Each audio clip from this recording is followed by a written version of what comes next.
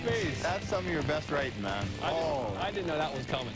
John Hemingway. Adversity introduces a man to himself, and I introduce you to Barry Melrose. No coaching this week, huh?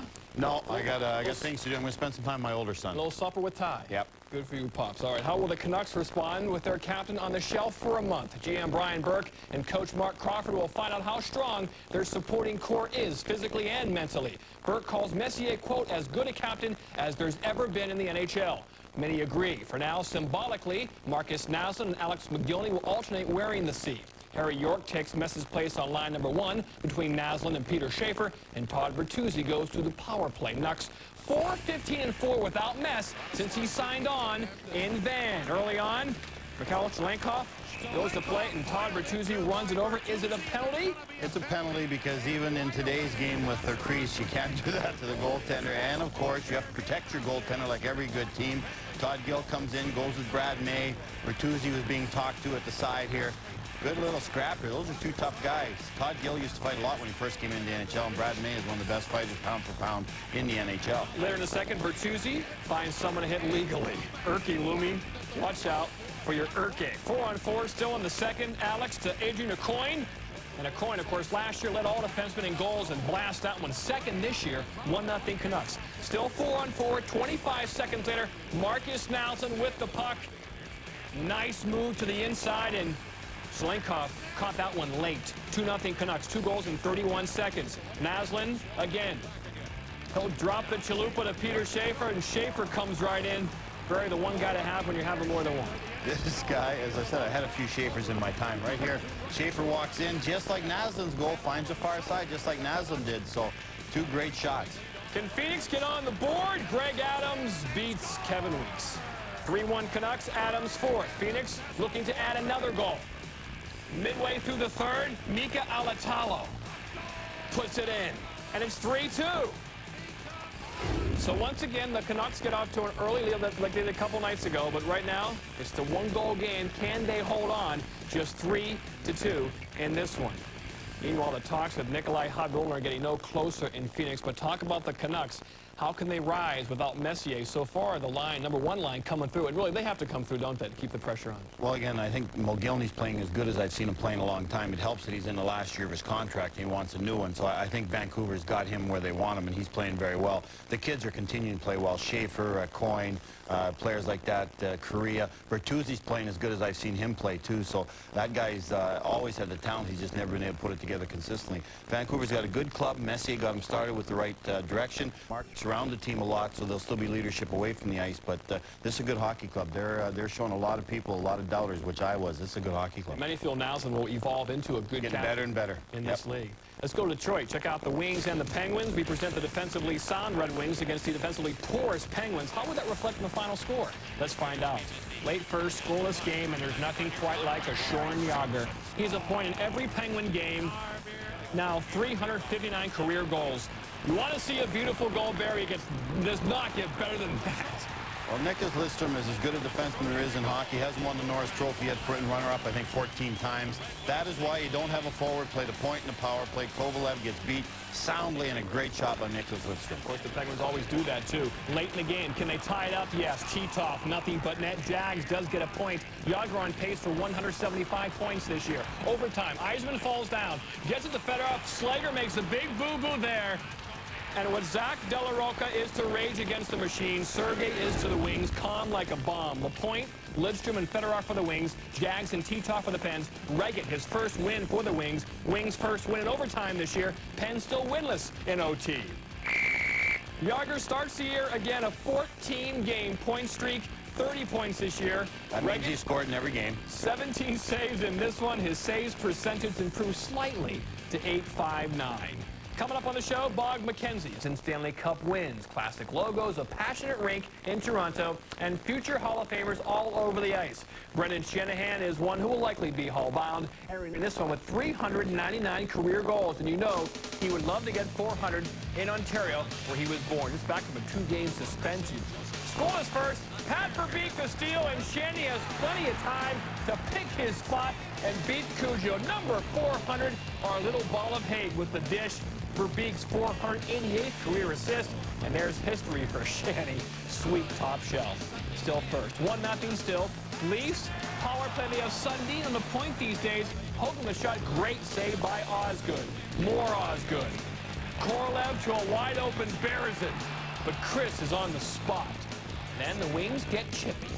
Chris Draper, look out, Brian Berard. Then Mike Johnson knocked down by Matthew Dandino. Then driven into the boards.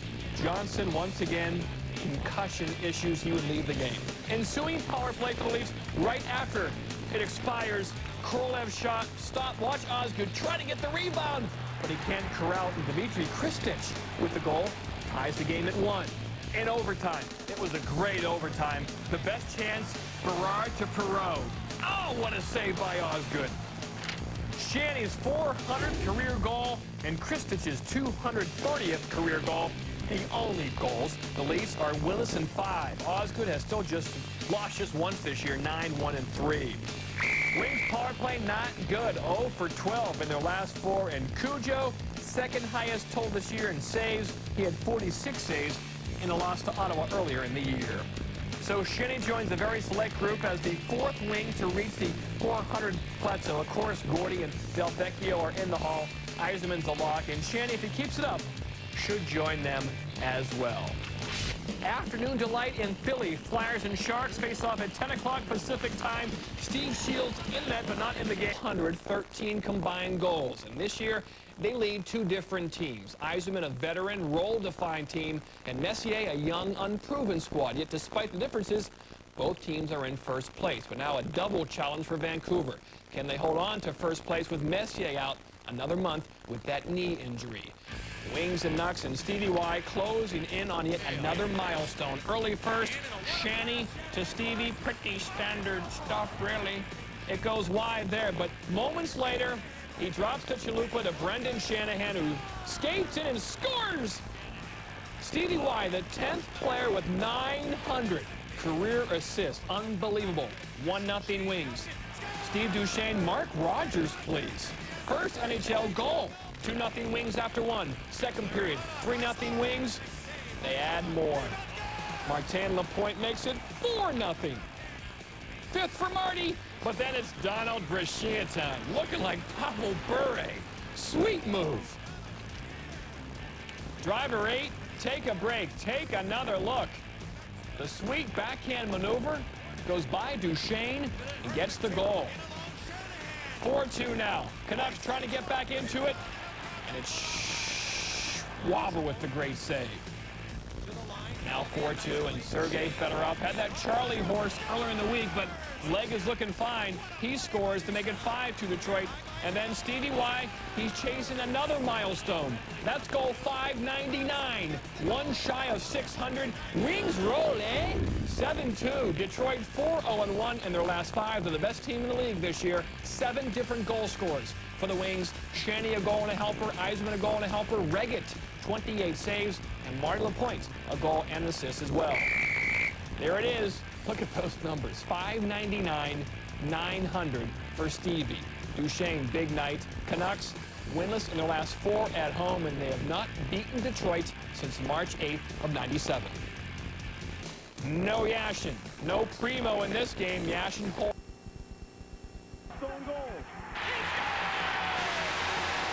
Congratulations to Steve Yzerman, goal number 500. In the last week alone, Stevie Y picked up his 599th goal and career assist 900 on this Brendan Shanahan goal. And then with seconds remaining, Saturday night in Edmonton, Yzerman garnered his 1,500th point by assisting on that Matthew Dandino goal, prompting the rare standing ovation for a visiting player.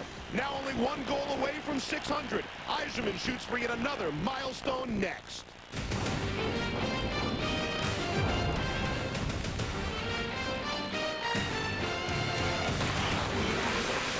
Joe Louis Arena here in Detroit, Michigan is sold out for the 147th consecutive Red Wings game.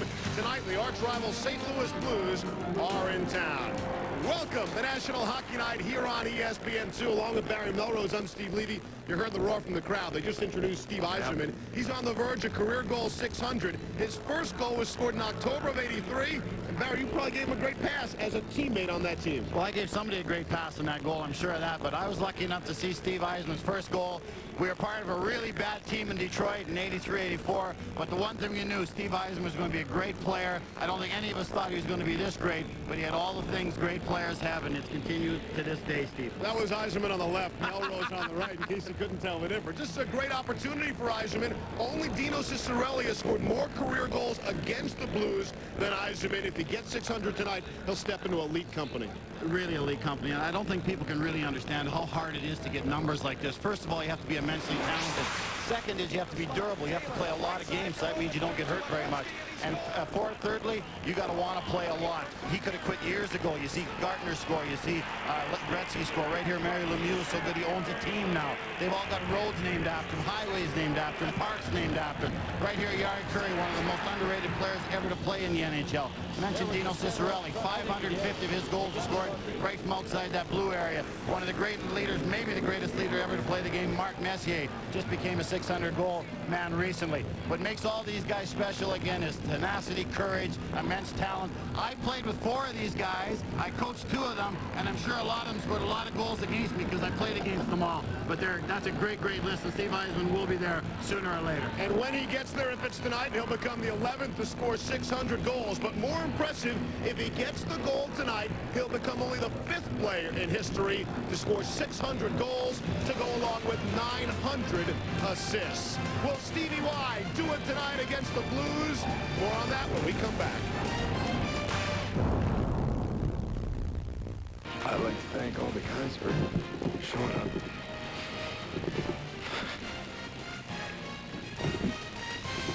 And I hope you guys win the Stanley Cup this year. I'll miss you guys. Jeff Courtnall's retirement wish might be more than just wishful thinking. The Blues have all the necessary ingredients to cook up a contender. So how good are they right now?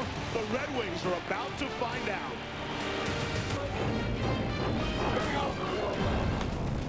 Tonight, inside the Joe Louis Arena, there are only 20 people rooting against Steve Yzerman in his quest for career goal 600. And Barry, 2 of them specifically are defensemen. Well, those 2 want Steve Yzerman to get number 600, just not against them. And those guys are Al McGinnis. We all know about the big shot. We all know about the offensive ability of this guy. But he's also a great defensive defenseman. He's also a great leader in the dressing room. The other partner in crime, big Chris Pronger. He's twice as big as anybody else back there. That's why he can take 2 guys down. He's mean, he's strong, he's physical, but what sets him apart from other defensemen, he can also jump in to play offensively and create a lot of points. That's what makes those 2 guys the best duo in the NHL. Tonight isn't just about Steve Yzerman. It's about an early season showdown for first place in the Central Division. Don't you hate the phrase assembly? It is brought to you by Edge Throw Gel. Lose the foam, save your skin. And by the power of Cadillac, the fusion of design and technology. The Detroit Red Wings back home after a 3-game road trip that saw them lose their last 2 games. They were 0 for the Albertas. And there is Steve Yzerman, who you know would like to get goal 600 in the whole whites. Just like we thought, Steve, Pronger's playing Yzerman right off the top. I got to think Pronger or McGinnis will be on for every shift that Yzerman's out there. Yzerman, Shanahan, Dandino, that's a dangerous line for Detroit with all the injuries they have right now. We mentioned it earlier. Only Dino Ciccarelli has scored more goals against the Blues than Steve Yzerman. Yzerman at center on the opening faceoff against Michael Handzus, and we're underway. Rob Schick, the referee tonight. 1 referee tonight. Pierre Champoux and Gerard Gauthier work the lines. The Blues in their visiting road blue uniforms, and the Red Wings in their traditional home whites. Shanahan, Yzerman, Dandino, Lidstrom, and Murphy, the starting 5 for the Detroit Red Wings. Battle in the corner, heavy collision. Reardon took the body, but the puck is on goal, and Roman Turret's in the hockey game as he kicked it into the corner. Back behind the net, the Red Wings are buzzing early. Here's Yzerman to the point. Murphy fakes, now lets it go, and it's wide of the net. Picked up on the far side by St. Louis and Lubos Bartechko, and he clears the center. Pavel Dimitra out there as well, as some of the Blues go for a change. This is the Slovak pack as as they call it, with 3 Slovak players for the Blues on the ice. Now they change it up as Igor Larionov looks to move it ahead to center. Jochen Hetch out there with Scott Pellerin and Ladislav Nagy in 47 in the blue uniform, playing in only his 2nd National Hockey League game. Steve Duchesne on it for Detroit. Far side, here's Kozlov, but it is a 2-line pass. And actually, they're using Duchesne with Chelios. That pair has been great. Chelios is leading plus-minus for Detroit right now. But that chance at the other end, Shanahan to Eisman, that was a lot closer than it looked. It happened real fast. Eisman broke to the front of the net. Shanny saw him. Great vision by Shanny. Threw it to him. Only missed him by about a yard. Usually when it gets that close. Now watch here. Eisman breaks the net. That's a timing play. Goes right through the crease. Turek played it, which was important. But Eisman's smelling right here. Those 2 steps to the right. Opens them up. Shannon just business putting on a stick. And maybe we even just missed a little bit of history early. That would appropriate. Shanahan giving it to him. Shot goes wide of the net. Caroms into the corner. And the Red Wings will clear the zone. Steve Eisman's parents are not in attendance. Stevie Y said, I don't want to have my folks following me around. Turnover there as it's back behind it. McInnes picks up. He said it's not the same as it was for his 500th goal. And they did follow him around until he scored the goal. I was the same way once I got my driver's license. I didn't want my dad around either. Here's Ariano. I see the similarity there. Ariano breaks in. Backhand shot. Stopped by Turek. And it kicks to the corner. From Craig Conroy. Roman Turek did not start the season well, Steve. I believe he lost his first 3 games. But the last little while, he's played great for St. Louis. They're very happy with him. Much more aggressive, much more comfortable in that. He's huge in that net. There's not a lot of open space. He did lose his first 3 games. And then Barry went on this past week to be the NHL Player of the Week. And Turek will cover up there. He had 3 losses all of last season. That with the Stanley Cup champion Dallas Stars. And you mentioned lost his first 3 of this season, but has really come on. Well, he was unknown with Dallas because you never saw any shots with Dallas. You never saw any 2-on-1s or all number chances of games. So St. Louis really took a chance on this guy because he'd never been a #1 goalie in the NHL. And as I said, with the Dallas style, you didn't know what he was going to get. Osgood does not have a winning record against St. Louis, which is surprising. He's .500 against St. Louis, but this guy just does it year after year, wins Stanley Cups, put up big number, goals against under 2, save percentage right up there, shutouts right up there. Just quietly does the job in that Red Wing zone. And he's got a milestone tonight, too. Congratulations. This is career NHL game 300 for Chris Osgood here tonight. Wings able to keep it in off the faceoff. Good Sayev in a battle with Mark Bergevin to try to swing him around. Both players tumble to the ice. No call on the play as it's feathered ahead, bit too far for Jamal Mayers. And it's swung around by Osgood. Ward took a bang in the corner. Eastwood on it. It's cleared to center. Rico Pearson is on the ice now for the Blues, and that's good news. He's missed the last 17 games for St. Louis with an injury. A knee injury to Pearson. He's back in the Blues lineup tonight. Speaking of returning, Chris Draper, the center and feed, could not connect. Draper is back after a serious facial laceration.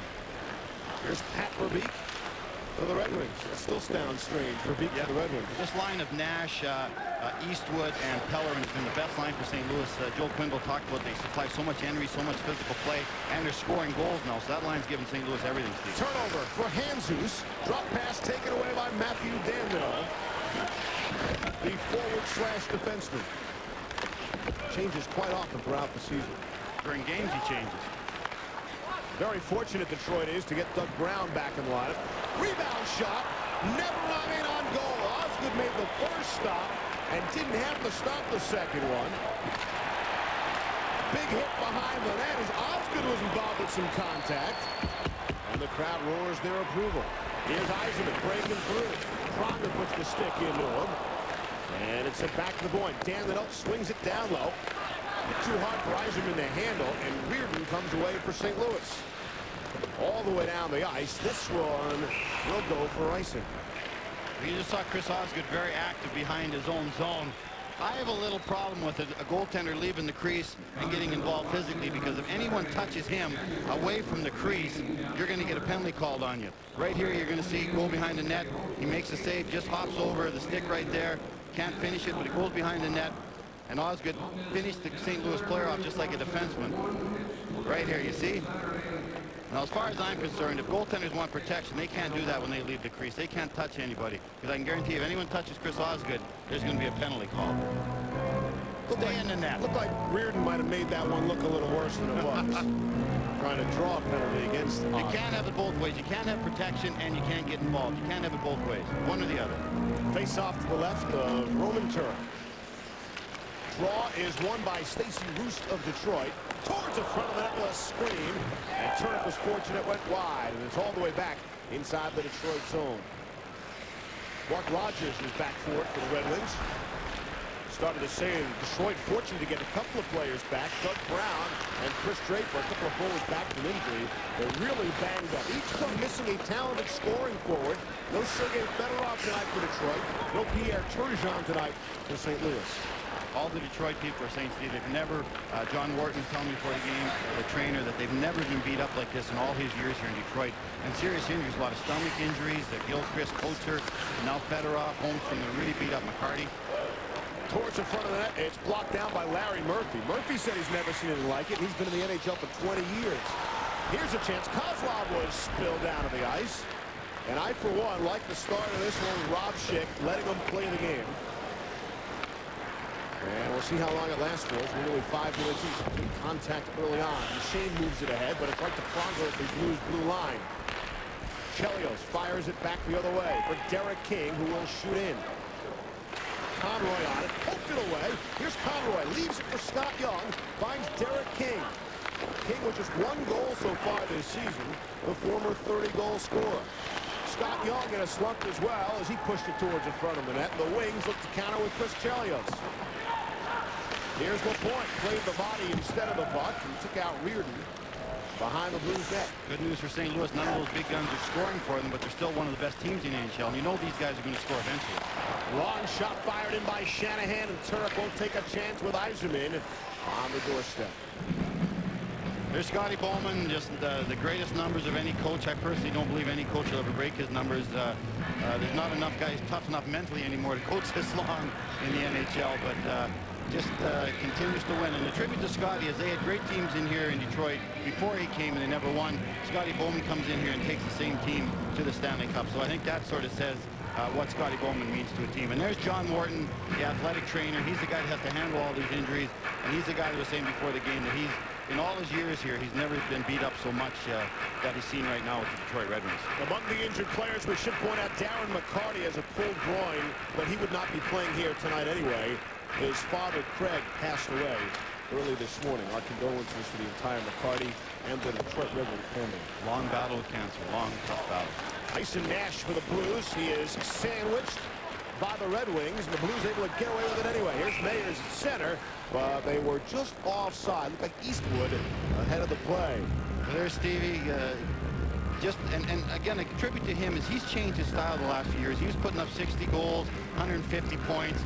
They weren't winning the Stanley Cup. Scotty comes in or asks him to become a better defensive player, a better leader, give up some ice time, give up some points in order to win the Stanley Cup. He obliged Scotty, never complained about giving up numbers, and consequently they've won 2 Stanley Cups in the last 3 years. So that shows the character of this guy. He'll give up numbers in order to win for his team, and that's what a great leader does. A 5-time 50-goal scorer, Barrett. During their 2 Stanley Cups, Steve Yzerman scored only 22 goals and 24 goals, respectively, accenting the point you just made. Penalty looks like a roughing call to Matthew Dandino. And this is interesting. St. Louis always has a great power play because they have the big guys on the point, Pronger and McGinnis. They crash the net. It's a very simple power play. You know the puck is going to go back to the points. You know the puck is going to go to the net. They put men in front of the net. They'll miss Turgeon because he is the guy, the great puck handler that gets it back to the point and gets it in front of the net. So they'll certainly miss him in this power play. But St. Louis always has a great power play. And see right here, puck's dumped in, right off the draw. Little shot in the chop. Oh, the dreaded face wash. That should almost be 5 minutes. Dirtiest play in hockey. Those gloves do not smell They good. stink. Dandino gets the rough at 5:57. Oh, can't imagine how they smell. Yzerman out there to attempt to kill off the penalty. And Stevie Y's got the puck. And the familiar 19 Red Wing white. Turek will kick into the corner. Al McGinnis with the booming shot. This is his 6th game back from injury. A broken bone in his foot. And he's ready to fire away. Here's Michael Handzus trying to break through. Handzus wraps it around for Pavel Demitra. But Lidstrom able to get to it for Detroit and clear. And again, we're talking about Yzerman scoring 600 goals maybe tonight. First guy on the ice to kill penalties, Steve Yzerman. So you see what a complete player he is, not just an offensive star. And across the line, here for the Blues now. Here's Hanses from the angle. Glove save, snatched by Osgood. And he'll clear it softly himself. Great play. That takes the face-off away from your zone. Very smart play by Osgood. You don't want any more face-offs in your zone, especially when you're killing the penalty. Pronger going to get some speed at center. As the Blues work it in. Chelios hacking and whacking away at Derek King as he clears, and a couple of shots to the back as the puck is sent all the way to the Blues end. Chelios lit some killing penalties. That's not a bad defensive pair, eh? A couple of Hall of Famers. Here's McInnes at center for the Blues. Speaking of Hall of Famers. Hecht on it for St. Louis. Scott Young and Derek King. Nice give and go shot. Kicked out by Osgood. A big stop there on Jochen Hecht of St. Louis.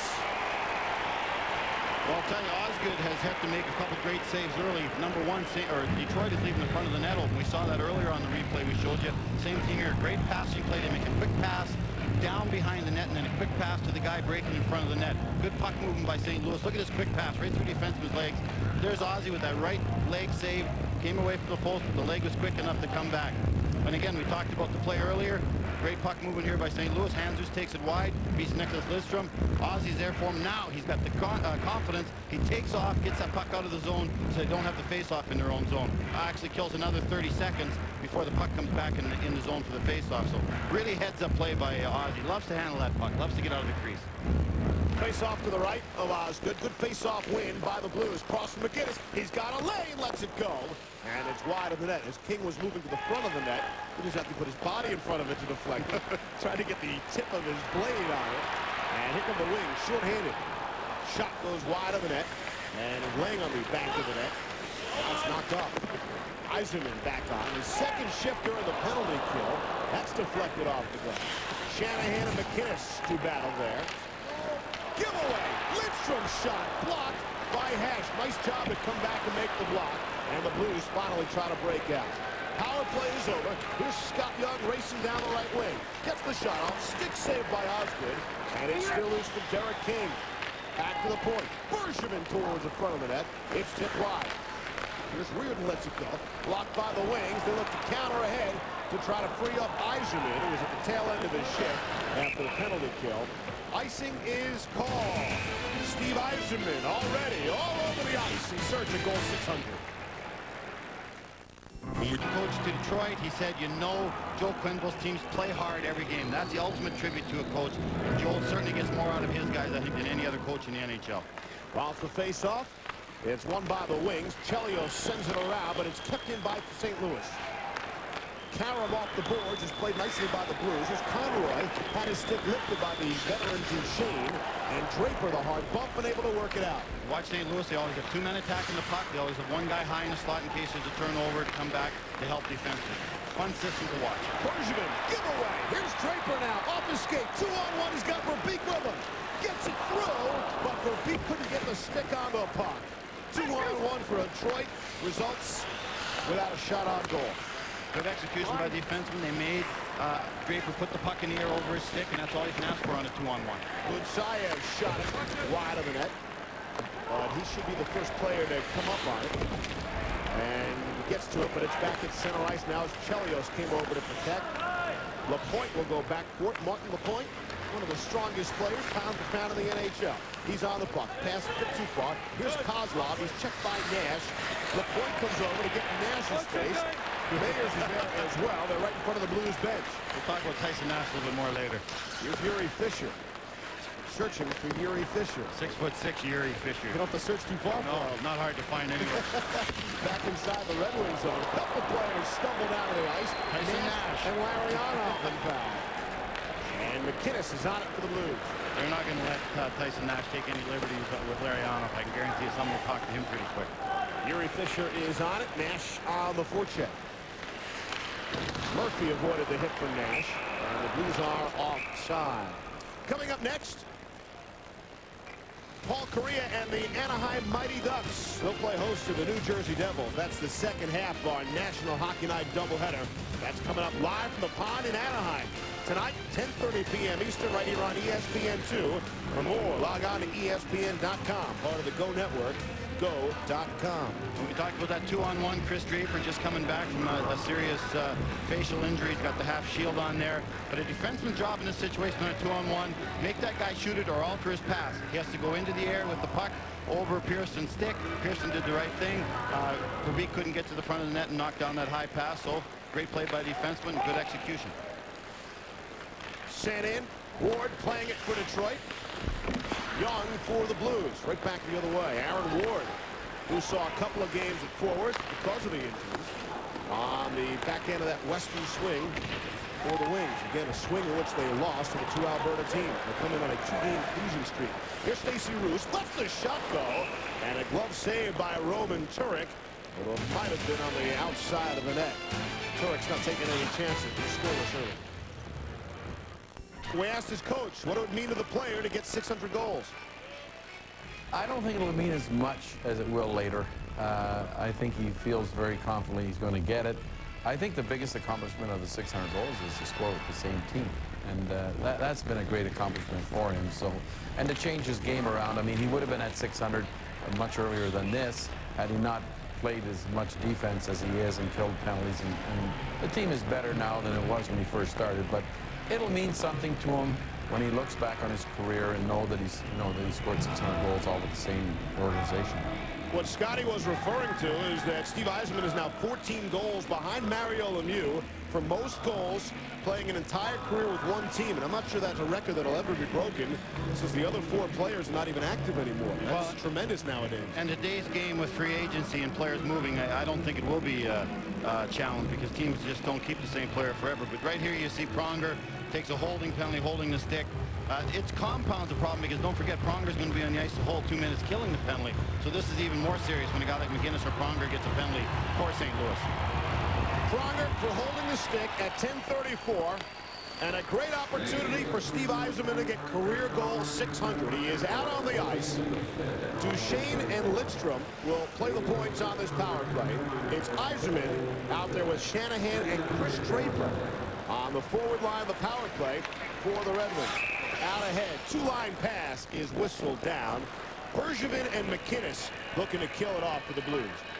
Well, don't forget on this, Sergei Fedorov will be out there on this power play. So with him out, and that's what they talked about with Dave Lewis. He said it's so hard now, the line juggling, same thing with Turgeon being out. You're playing people in different situations. People who wouldn't play the first unit in the power play are out there now. And so you're seeing Draper get a chance on the power play.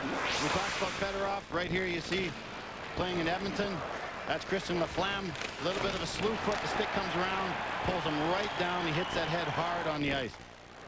Rotch's head hit the ice here, and that's what created. Steve talked to him this morning, and he was a little fuzzy, you said. So he took a memory test.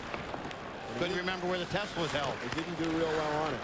And he was a little disappointed. Here's Yzerman, back to the point. One-time shot, gloved by Turek, but he couldn't hang on. And they're just barely able to clear the zone. Yzerman back at center. Said he rode the bike, and it was uncomfortable riding the bike. You got to figure Sergei Fedorov is going to take his time in returning probably his fourth or fifth concussion of his career. Well, they're going to be very careful, Sergei. They don't need him right now. They need him the last month of the season in the playoffs. So they want to make sure he's 100% and no residual effects after that hit in the head. But that's the common injury in the NHL right now is concussion. It seems everybody's getting them. There's Larry Murphy shooting in. Larry on up, gets a skate on it, goes back to the point. Chelios for Murphy. Shot blocked. LaPointe was in front of the net, but they couldn't get it through to him. Pellerin out ahead for Conroy, trying to break through. A couple of short-handed specialists for the Blues. Turnover. Conroy, nice steal, lets it go, and rips it off the glass above the net. Conroy taken out by a pair of wings behind the net. And here's Mariano, tied with Yzerman for the lead for the Detroit Red Wings in scoring with 17 points apiece. Here's Larionov looking to add to that. 15 seconds power play time left. Chelios, two Blues out to greet him. He'll push it to the corner. Finley for the Blues, trying to clear. Gets a second chance, and this time he does. This is what makes Detroit so special, the depth on defense. Their first unit, Duchesne, Lidstrom, two great defensemen to run a power play. They come out with a second unit, Murphy and Chelios. So those are four great defensemen that would be the first guys out in most power plays in the NHL. Here's Doug Brown trying to break. Through shot, score! Returns from a broken foot. He scores the goal and gives Detroit a 1-0 lead.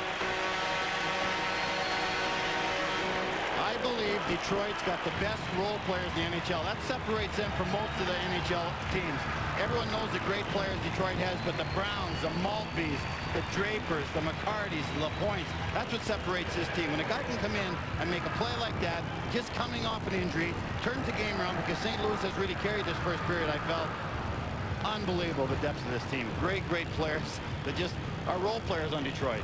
Doug Brown's last game was October 30th against the St. Louis Blues. Suffered a broken foot in that game. He returns tonight for the first time, and he scores the goal. A bit of payback, a little revenge for Doug Brown and the Red Wings with 7:08 to go in period number 1, have a 1-0 lead. Brown is in the corner, behind his net, doing the back check, and now scoring the big goal. And always scores big goals in the playoffs, Steve. How many times have we seen him in the Stanley Cup Finals score a beautiful goal for Detroit that turns the game around? A clutch performance. Lidstrom up ahead for Rogers. Pass off the stick of Hanzus. The Blues back the other way. Lidstrom recovers. And the Red Wings have Lidstrom up for Rogers. Out ahead for LaPointe, trying to skip the red. Roos, the beg your pardon. Verbeek throws the check. And it's back behind the net. Here's Verbeek on. Off for Cece Roos. Centering feed. Shot. That's stuck by Turek. Off the stick of Yuri Butsayev. And again, what separates Detroit from other teams, their role guys can all fly. Brown can fly, LaPointe can fly, Draper can fly.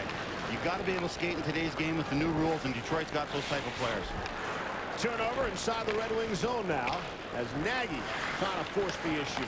Hesht on it for the Blues. Towards the front of the net. It's blocked. Had another chance and went wide of the net. Nagy, nice move to avoid the check, but Pellerin couldn't get the shot off the way he wanted to. He was shooting from his knees. And the Red Wings shoot inside the zone. Reardon is on it for the Blues. Hooked by Draper as he's pushed into the boards. Really too many men in front of that Red Wings bench. Been close 3 or 4 times in front of that Red Wing bench tonight. Here's Nash, a little self-pass to the corner, and he and Chelios battle. Those two got in a pretty good sized bout last time they hooked up. That shot towards the front of the net, knocked down by Chelios. And here's Shanahan trying to break. He'll shoot to the corner. Look for the carom, finds Dandino. Centering feed is broken up.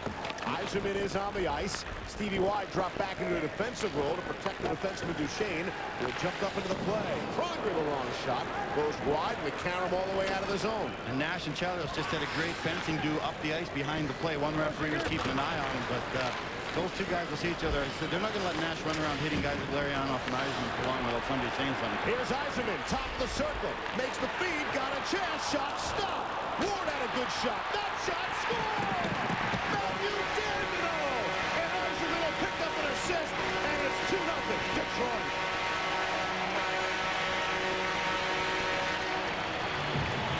Well, Steve, I played with Yzerman, as I said, his first year in the NHL. Right off the start, his whole career, he's been one of the guys, just like Gretzky.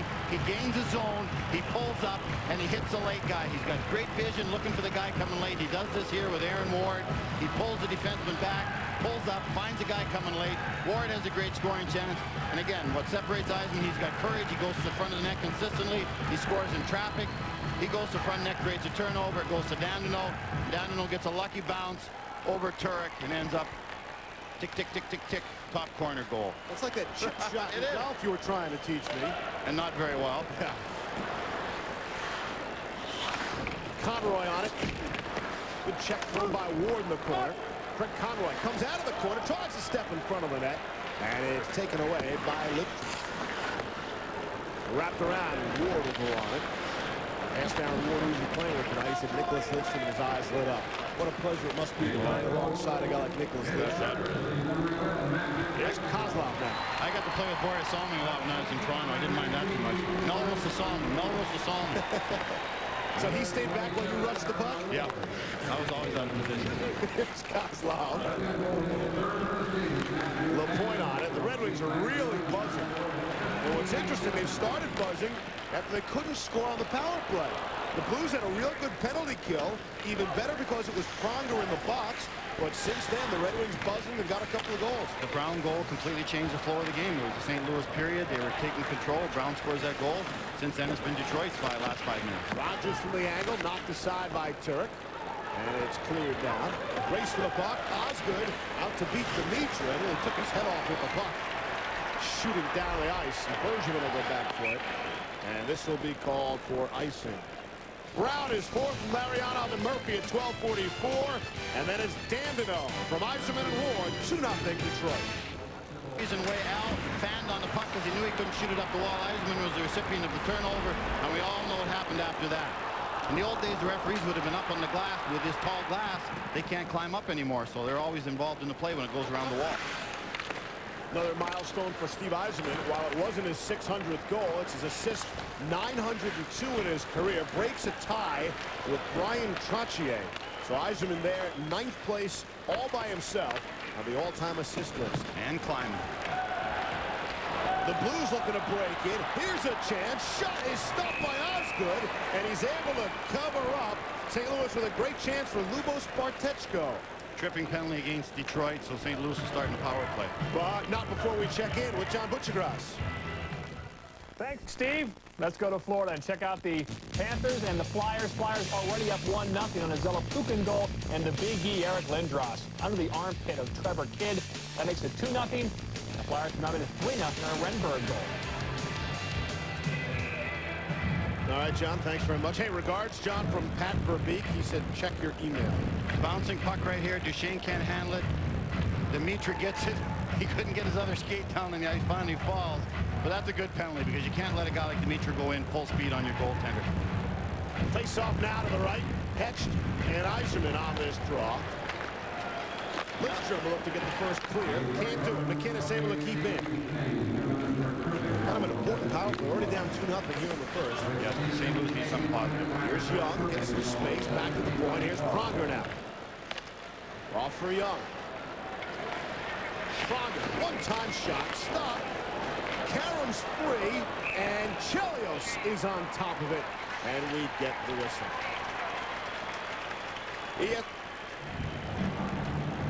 Another thing that's underrated, Steve, about Yzerman is his draw-taking ability. He's one of the best draw men in the NHL. So when you can have a guy that's going to have 600 goals and 900 assists, taking all major draws defensively and offensively for your team, that solves a lot of your problems also. This is not just Steve Yzerman looking for 600 career goals. Tonight's another milestone, whether he scores a goal or not. This is his 1200th National Hockey League game. So if he gets the goal back, that it'll be almost like scoring a goal every other game. Yeah, close to it. Yeah, just about one every 2 games. It's unbelievable. Pretty good numbers. That's center ice now. Chelios, nice play. Faked the slash with his stick.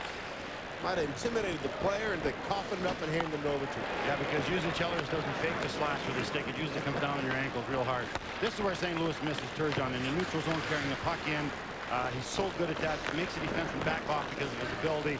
Gets a line, then they can set things up. Turgeon's having a terrific year. Back spasms kept him out of the last game. Tightened up on him this game as well. He said it was much better at the skate today, but he's just not ready to go. That shot through a screen goes wide as Jesus was dumped. Here's McKinnis with 45 seconds left on the power play. Pronger lets it go. Kick saved by Chelios, and it's clear. I've never seen Pierre Turgeon play better. Grittier, tougher, going to the net in traffic areas. He's always been offensively gifted, but he's doing everything this year for St. Louis. Playing great. It's the carryover from the great playoff he had a season ago. What a postseason it was for Pierre Turgeon. Got the new contract and living up to it as well. Having a great start to this season. And hopefully he'll be back in the Blues lineup shortly. One of the classiest players in the NHL. He came out and tried to skate this morning lightly with St. Louis in their morning skate, but wasn't able to play. So he's getting closer anyway, St. Louis fans. Final minute to play. Period number 1. Final seconds of the power play. And it's over as Young tries to cut in. As Derek King tried to get it towards the front of the net. Hetched on it, back behind the net. Bergevin on the point. Got it away from the point. Couldn't get it by Murphy. And here's Kozlov for Detroit at center. He's 1-on-4. Kozlov. Couple of nifty moves. 4 of them. But it looked better than it actually turned out for him because Bergevin was forcing him to the corner. Here's Finley on Larionov now. Back to the point. Murphy lets it go. Stopped by Turek with Pat Verbeek on the doorstep. We're 21 and 7/10 of a second away from the Dodge intermission report. ESPN News will get you caught up on a bunch of stories, including the Canucks and Hurricanes, the Flyers, the Panthers, and Barry, when you're not there, E.J. Raddick from ESPN, the magazine, will try to fill in for your big shoes. E.J. takes the car in from New York and does the show with John. So a doubleheader tonight. He's going to be there a long time. I can vouch for that. I know you're really upset about missing those 1:30 a.m. Eastern NHL. Those are long nights. It's like being a longshoreman. It's coming up on the new Dodge intermission report. So as soon as we check out of here after period number 1. Pellerin on it for the Blues. Back behind the net. Larionov leaves there for Chelios. Here's Verbeek. That's center ice. That's center, the Blues. Turnover. Here's Chelios. And Chelios will shoot it back softly as the horn sounds, ending period number 1. Brown and Dandino are your goal scorers. No goals so far for Steve Yzerman. He's still stuck on 599. If he can be stuck on 599, ESPN News next. Situation where it looked like John Muckler was going to be out a couple of... Barry Melrose just about set to go for the start of period number 2. The Steve Yzerman watch is on. He did have an assist in the first period. Career assist 902. He's now in 9th place all by himself on the career assist list. He breaks the tie with Brian Trocchio. I think Marty Dandino, sometime defenseman, sometime forward, playing with Yzerman because of injuries. He might get the assist on the 600th goal. And they're offside. Mayers ahead of the play as Eastwood was bringing it in across the line. And again, they're playing Reardon and Pronger against Yzerman, biggest defense pair in the NHL. First period stats, Detroit's ahead in goals, but other than that, everything's very, very even. Neither power play was great. Face-offs, again, Yzerman is one of the best face-off men to add to everything else he does well. Great family guy, great husband, animal lover. The guy does it all, Steve. Set in the zone. Lidstrom on it for Detroit now. Here's Yzerman, little one-touch pass out of the zone to Shanahan. And here come the wings flying to center. Dandino lets one go. Turek didn't look comfortable on it, but was able to make the save. And the Blues get to it. Here's Tyson Nash out ahead. Nash was hammered by Shanahan to the ice as Eastwood shot in. Osgood, some contact with the goaltender behind the net. And the Wings get to it. Here's Yzerman spinning away from Nash. That's a good idea. And the Wings move ahead with Shanahan. He's 1-on-3. Now Shanahan buys himself some space, got it through, but Bergevin was there for St. Louis to clear to center. Dimitrov knocks it off his skate. 3-on-2 as they hit the line. McKinnis tried to play it off his skate. Centering feed to the front of the net. It was deflected away. Bergevin on his backhand will force it in deeper, but the Wings move it out to center. Here's Kozlov. Crisscrosses with LaPointe. Kozlov can't beat McKinnis one-on-one. McGinnis had the one-timer that he missed in the offensive zone. He comes back, catches up, and makes a play defensively. That's what makes this guy special. Great at both ends of the ring. Here's Handzus the other way. A little drop pass. Couldn't be handled by the Blues. And the Wings look to move it ahead. Here's Duchesne. Spun around and then sandwiched. Although Dimitri looked like he got the worst as he went down to the ice. Duke's pretty slippery guy. You got to really catch him with his head down the wire, him. Osgood looking to play it away from the Blues. Didn't see a Blues player there, and he gave it away. Here's Pearson on it for Dimitra towards the front of the net. It was up high, and they couldn't knock it down. Lidstrom say the backdoor goaler. He got the toe of his stick on that pass to put it in the air. He knew that the St. Louis player in front of the net wide open. Just went in the air and couldn't get to him. Wings with some speed at center. Here's Larionov. Hits the brakes, looking for some help. Verbeek could not handle the pass, but he recovers. Scott Young on him. Young looks to move it away from Butsaya. Pops up in the air. Here's Verbeek now. Finley came over. Put a pretty good hold on him, and that was pretty obvious. And Finley will go for taking down Pat Verbeek. Well, that's how Patty plays. He's in your face. He's aggressive. He's abrasive. He draws a lot of penalties. He makes people mad. Joel Quenneville's team cannot spend a lot of time in the penalty box. Detroit's got a good power play. They score a lot of goals on the power play. One of the better power plays in the NHL. And sooner or later, it's going to come back and burn you. Right here, you see Patty. Good move. Finley gets on the wrong side of the puck. He gets the wrong side of the man and has to pull him down.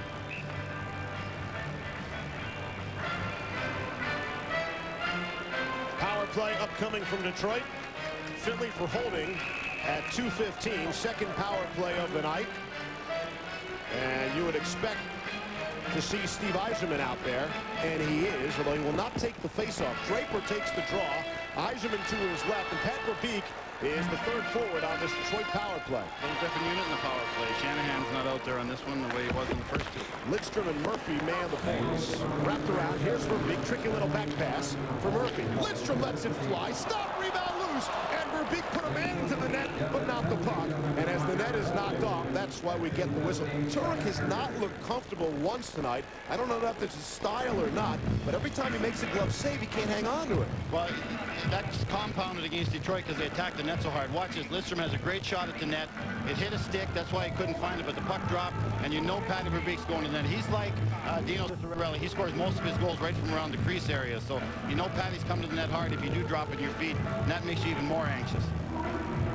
Well, look at Turek, the NHL Player of the Week, so maybe his style is unorthodox, but he's playing great hockey, unbeaten in his last 6. Again, he's just so physically big. He's 6'4", he's 220 pounds. Little Noodles McLennan was out there with him today. He looks like Grant Fuhr next to him. He's so small. Turek is shooting maybe the biggest goaltender in the NHL right now. Turek over his last 6 games has a goals against a 1.61 and a save percentage of .926. You take those numbers over the length of the season. And Detroit will look to set it up now. .40 left on the penalty to Finley. And this Red Wings power play. Yes, Steve Yzerman remains on the ice in search of career goal number 600. I had goalies I never got that many wins out of them the whole season. That's why I'm working with you now. Thank you. Here's Yzerman now. Off for Murphy at center. And the Wings look to break in with Verbeek. Bit too hard. Murphy couldn't handle the pass. Pronger hacks at him and then pushes him into the glass. Far side for Draper. Back to the point now. Lidstrom. Verbeek for Yzerman. Thought about the shot. Probably wants to get the goal out of the way. Here's Yzerman. Lets it rip. And it is deflected off Bergevin. And that looked like it hurt. Some pain on the facial expression of Mark Bergevin as he skates towards the bench. Well, Bergevin's just so happy that both eyes aren't black the way they have been the last 2 weeks. But you told me an interesting stat. The top goal scorer on the power play for Detroit is Larry Murphy. I was surprised. Just 3 goals. Great puck moving here. Watch the fake. He goes to Lidstrom. How many times have these two guys made this pass back and forth? Yzerman 2 steps in. Bergevin just gets a skate on it to get it out of there. Great play. 2 steps. Stevie really shoots the puck well coming in the middle like that. Just catches Burge on the foot there and jumps into the crowd. Yzerman has been hot. His first 10 games of the season, he scored only 1 goal. But since then, in the last 11, he's got 6 goals.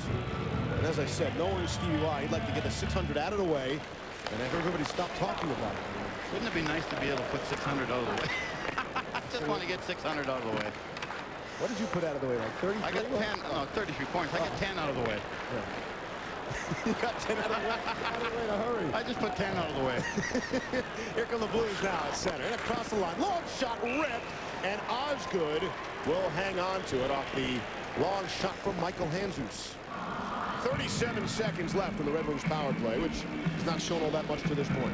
We got Kelly Chase up here. Why doesn't Kelly talk about what it's like to play against a guy like Steve Yzerman? I'm another one that only put 10 goals away. So. It's usually, what's it like to play against him? I don't know. They don't put me on the ice when Steve Yzerman's on the ice. I know what it's like to watch him. We mentioned the Blues are missing a lot of offense tonight with Pierre Turgeon being out, and I left Kelly out of that. Yes, you did. I was going to mention that. Rightfully so. Kelly, it's a knee injury right now, right? Yeah. Kind of couldn't get out of the road fast enough, which happens a little bit with my speed.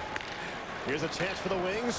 Shot stopped by Turek. Again, didn't look real comfortable with the low shot, but he's able to make the stop and hang on. Kelly, what's the difference between Turek now and Turek at the start of the year when he was losing? Well, I don't think he was playing that much different. He got a bounce here or there, went in on him, but both those games that we lost, the first 2 games of the season, we had an opportunity to win, and he's a big man in there. Goal scorers seem to find holes in goalies no matter what, but he sure takes up a lot of net. And I think when you come down on him and look, you don't even, there's lots of times when he's standing out in the hash marks, you don't even see net. He's a big man, and I think he's just played the same way. We've just scored some goals for him and got some wins. What kind of confidence do the players have? I mean, he was kind of an unknown quantity. He's a backup goalie last year, and here he is, comes in as the clear-cut #1. Well, guys were pretty confident from talking to guys in Dallas and stuff like that. They were really, there was a stretch there where they figured that he had played better than Eddie for Dallas during the season. So You know, and they call the guy Large was his nickname there. So obviously, you know, you have some confidence in a guy. Battle for the corner, 2-on-2 to the right. With Large roll and turn. Here's Kozlov. Got some time and space. Kozlov able to come out of the corner towards the front of the net, kicked away by Turek with the right pad and right to Al McInnes. And they're able to clear. You see a little difference in styles there. Turek stood up and took away the whole part of the net. The goalfielders now go down with that paddle and take away the lower part of the net and give you the top. He's so big, he can just stand there and take away half the net himself, just like the 6x4 plywood. Nagy at center, long shot, flipped in. Osgood gloves it, and he'll clear it himself. That's here, Rico Pearson. Check thrown at center, right back the other way. Pearson go back for it. When did he go to Rico from Ricardo? You know what? I can't imagine calling him Ricardo in this case. We decided Rico was good enough. There's Nagy. Get across the line, and he put himself offside as he made a little dipsy-doodle move there, and Hetch was ahead of the There goes more hate mail. And again, there's the guy that I think separates this team. The role player for Detroit is just so much deeper than the other role players. Great move here. St. Louis was carrying the play. He gets between 3 St. Louis Blues, throws the puck. Good quick wrister, caught Roman Turek by surprise a little bit. Just throws the puck, comes in with a stick, good quick wrist shot. And again, we've seen him score so many goals in playoffs for St. Louis or for Detroit, as we've seen Maltby, as we've seen Draper, all those role players. Interesting note on Brown. He has the most career goals of any player without a 20-goal season. Yeah. So is that a good thing or a bad thing? Well, it's a good news, bad news scenario. He doesn't quite get enough ice time to get 20. Doesn't play many power plays, even with New Jersey. Never played the power play, hardly ever. And he just continues to get that 12, 15, 17 goal mark and consistently. So very, very valuable part of this team. That's why they went out and got him in the expansion draft. Remember, he went, I believe, to the Predators, and they made the deal to get him back, I think, the day after the draft. So they realize how important Brown is to this team. Jim broke his foot against the Blues and comes back and scores a goal with him tonight. That's stopped by Osgood. And the rebound off the glass and out the center for Pronger for the Blues. Back the other way. Hetch will backhand in. And they are offside. Set for an update. Here's John Butchergross. Thanks, Steve. The Rangers trying to save John Muckler's job up 2-1 on the power play. Watch Theron Fleury drop the chalupa back to Matthew Snyder, who scores to make it 3-1. And tell Verbeek it's John.Butchergross at ESPN.com, Steve. All right, John, thanks. We'll see you later. Actually, much later on NHL tonight after the doubleheader game. Much later. Thursday night, I did the LA game. I got to see Rob Blake play. Tonight, I do this game. I get to see Pronger play. For my 2 bits worth, I think these are the 2 best defensemen in the game today. Shot, gloved down by Osgood, and he'll hang on. You might get an argument here in Detroit. Yeah, I might say Nicholas Lidstrom might be the best defenseman in the NHL. The reason I picked those other 2 guys is a little bit more bite physically. They're a little meaner and nastier to play against. Nicholas is certainly as good as they are offensively, but 6'4", 6'6". They're mean with their sticks. You go to the front of the net, they make you pay a price, and yet they can both jump into the play. Blake is leading the NHL in scoring for defensemen, so Pronger's in the top 7 or 8 also. They can just do everything. Physically, talent-wise, puck movement, goal scoring. Just a total package, those 2 horses. So if Lidstrom isn't nasty enough, he has 8 seasons in the NHL. He has 1 roughing minor in 8 seasons. Shot is blocked. How about Steve Yzerman down to the ice to make the block? Murphy throws the check behind the net. There's Fisher back to the net. It's a 2-on-2. Young comes over to help out now, trying to move towards the front. Turnaround shot, stopped by Osgood, and he'll hang on. Steve Yzerman doing it all in all 3 zones tonight. It's right here. Yzerman loses the draw to Conroy. All he does then, lost the draw, so he goes over and blocks the shot from the point. Good players, there's great players. It's a good line, Kelly. Yeah, I slept on it. How about Barry stealing it from you? He's done that before. I've never heard him speak in public. The Red Wings get to it. McInnes on it for the Blues. We're joined up here in the booth by injured Blues winger Kelly Chase. And across the line, Fisher throws the check, put Derek King down to the ice. It's loose. Ward is spun around, finally locates the puck. Bergevin came into pinch from his point position and was taken out by Pat Verbeek. Here come the Wings at center. It's tipped ahead. Draper in his return to the Red Wings lineup. Off of Butsayev. Good back checking by Conroy, who is still down on the ice. Now loses. Trying to set up Draper for the one-timer. Towards the front net is blocked. McInnes blocked it up right by the blue note symbol. And it counters to the corner.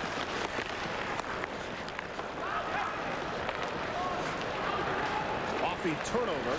Sloppy play in the Blues end now. Sloppy play because that forechecking by Detroit forward. That's why it's sloppy. And a bad penalty behind the play. But Bergevin took down his man Butsayev. I think it's going to be a dive. It's about time that rule started being called. And I think you're right. It is. You Behind the rarely net. see that. That's great. That's because he dives so much. He knows it. Right here is coming behind the net. Right behind Bergevin did get a stick on him, but he pulled the feet off from underneath when he took the dive. So, Wait, who dives so much? Butsayev or Chaser? Chaser dives. No, I just can't skate. It has nothing to do with diving. We call him Greg in Saskatchewan after Greg Louganis. See, you can't be 220 pounds and fall on your stomach and not play when a guy hooks you up in the chest. That's the secret. And I agree with Kelly. That should be called more. And it is being called. You see a guy like Paul Stewart, Dvorsky calls dive a lot. And I hate it when referees call both, the hook and the dive. You can't do both. And I've seen referees do that this season. As a tough guy in the league for a lot of years, is there anything more embarrassing than being called for diving? I mean, that's got to be an embarrassing. I don't think you get called for diving. Just somebody insinuating that you dive is bad enough. They call it officially unsportsmanlike conduct, but it is unsportsmanlike conduct diving at 7:24. Third power play of the night. Jesus on it. Wrap around the boards. Dimitri trying to get to it. Bartechko is the third Blues forward out there. Lidstrom for Detroit, able to clear. They're using that Slovak line, the three of them, Barteku, Handzus, and Heck up front here to, Dimitra. Because of the Turgeon injury, the three of those guys are going out first in the power play. Pronger and McInnes will play the blue line on the power play. Lidstrom gets to it. Try to fire it off the glass. And it's out of play and into the crowd. Once again, here's John Butchergrass. Thanks, Steve. Let's go to Dallas, where the Stars have owned the Kings the last few years. And early on, shorthanded, here comes Mike Keane. He'll take the pass and put it in shorthanded to make it 1-0 Dallas. And tell Chaser he's a much better analyst than Mark Grace is. Wow. Butchergrass firing a shot at you, buddy Grace. What'd he say? I couldn't hear. He said you're a much better analyst than Mark Grace. Chaser's not a bad baseball player either. Can't hit very well. He's got a good glove. It's going to be about some old Kelvin softball league or something. I know I got home runs in the last year I played. Off the faceoff now. Shot goes wide of the net. Power play ongoing for the Blues for another minute 5. Here's Young now, top of the circle. Back to the point. Cross McInnes has a lane, lets it go. And it went wide of the net. Here's Dimitra on it, far side. Pavel Dimitra, leading scorer, one among the leading scorers for the Blues. Pavel forced that through the box there. Two guys are there. He had to put it up in the air. He's got to keep it around the perimeter. Trying to set McInnes or Young up two of the hardest shots in the world back there on the point. But that's you can't go through the box in the air against Detroit. Two teams that came in ranked 11th, tied for 11th in power play percentage overall in the NHL. And Detroit's got the best penalty killing in the NHL, and that means in the whole world. And you can see why they're aggressive up top. They got veteran defensemen to keep the lanes filled, and you don't go through the box against these guys. So there's not many weaknesses against this penalty killing unit. At center ice now, race for the puck. Derek King will spin away from Martin Lapointe. Here's King and across the line now. Drop pass towards the front. King shot, score! It's Craig Conroy off the pretty feed down low, and the Blues on the strength of the power play goal are right back in the game. Well, you mentioned Derek King is not scoring the way St. Louis had hoped when they got him, but he makes a great play here to Conroy coming down the back door. Everybody was focused on King with the puck. Even Osgood had to cheat on King, and all he did was put a nice little saucer pass over the defenseman's stick right on Conroy's stick. Right here. Great play here. Ward stands up. Now you've created the 2-on-1 on Murphy, and a great pass over Murphy's stick right on Conroy. It helped the Conroy right-handed here. And watch this little pass. Little saucer pass. Lands right before Conroy's stick. Conroy makes a great play putting it in the open net.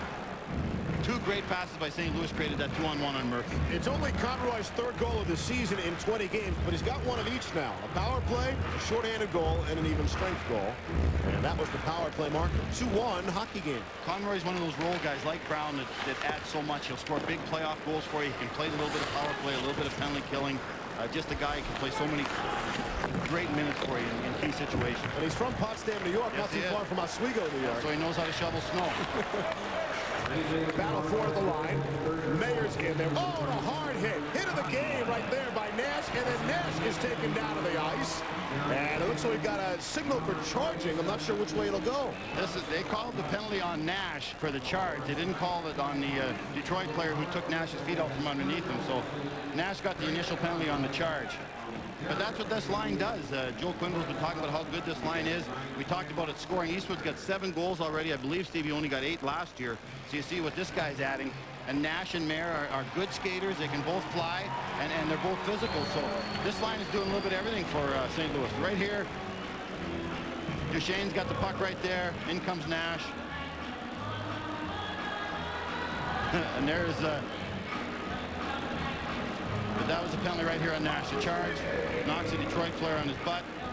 Now, a few years ago, Bear, that wouldn't have been called. No, not a chance. His feet weren't moving from about the outside the blue line in.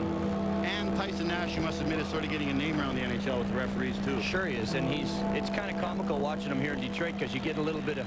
Detroit's getting a little bit of Maltby and Draper all mixed up in one playing against him for a change, and it's kind of fun watching these guys go out and compete against him.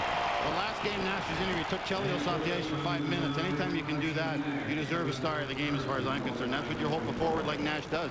Get some of those great players on Detroit upset and maybe get them off their game a bit. 2 for charging at 9:44. Could be a poorly timed penalty, though, after the Blues respond, get the goal, get back in the game. If Detroit scores a power play goal here, it could be a costly penalty on Nash. You're right, Steve. That's how Nash has to play. Nash has to go out running around. He has to create energy. He has to make people mad. So, you know, if he goes out and tries to play safe, not hit anybody, you know, he's not effective. So Joe Quenneville will take a penalty like that out of that line. And with Kelly injured and out of the lineup, Nash is overtaking Chase for the penalty lead for the Blues. He might be hard to catch the way he plays. He might be catching Ryan Sutter soon. If he can live the whole season. That's right. Far side, Pellerin trying to get to it. Pronger got the big rangy stick, and he's able to clear. Coming up on a minute left on the penalty to Nash.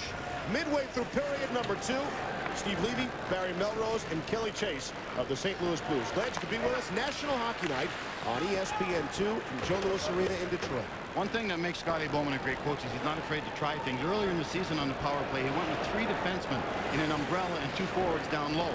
I haven't seen him do it this game, but that's what makes him great. He'll try things like that. If it works, great. If it doesn't work, file it away and try something different. 40 seconds left in the man. Here's LaPointe. McInnes trying to knock it away from him. Finley will get to it for the Blues. Tries to swing it around. Chelios able to hold in right there. And he goes across. Blues get to it. Andrews found on his clear. Turns over. LaPointe kick save. And the rebound was loose momentarily, but the Blues able to get to it and able to clear as Chelios couldn't hold in. You mentioned Jeff Finley. I think Joe Quenneville reclaims players better than anybody else in the NHL. Finley struggled on a few other teams, came to St. Louis.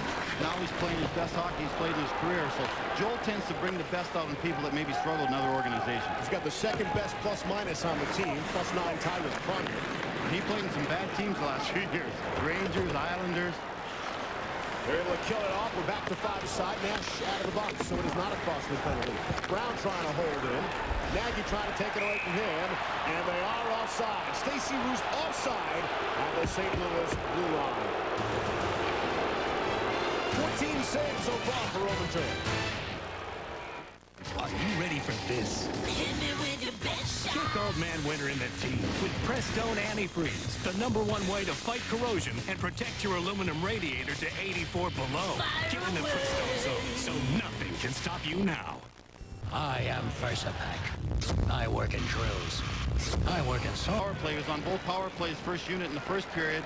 Chaser has mentioned that sometimes against St. Louis, Scotty will maybe take ice time away from Brandon earlier in the game to maybe wake him up for later in the game. So we'll see if he continues this format of not playing on the power play. 3-on-2 for the Blues. Here's Conroy. He's got the lone goal for St. Louis. Wraps it around for Derek King. He's checked immediately by Doug Brown. Back of the net. Ward the battle. Ward threw a pretty good right into the face of Scott Young there. And those two battle again. 27 in white, 48 in blue. Pretty good 2-on-2 there. Lidstrom comes over to play his man behind the net. And it's finally worked free. Verbeek elected to play the man and not the puck, and that allows Detroit to come out. Talking with Barry Smith this morning about Verbeek, and one thing we talked about, he's a great acquisition. He's a Detroit-type player, but also getting Patty Verbeek will keep him away from Dallas, because the way Dallas is struggling, they would have probably went after him and tried to sign him again. So if you're going to win the Stanley Cup in this division, you're probably going to have to beat Dallas sooner or later. Mayer's trying to swing by, and Lidstrom put him down. Couldn't get the shot off goal. Verbeek is still looking for his first goal. This is the 8th game with the Red Wings, and he is goalless. He said he's playing more for Detroit than he ever played for Dallas, so it's going to take him a little while to get back in condition. He hit it center. Aaron Ward just flattened Mike Eastwood, and a penalty coming up. Interference on the signal, and the crowd is going wild here at that call. Well, it is interference. The puck was not near Eastwood. That's the bottom line, but that's a great hit. Eastwood's head was down looking for the puck.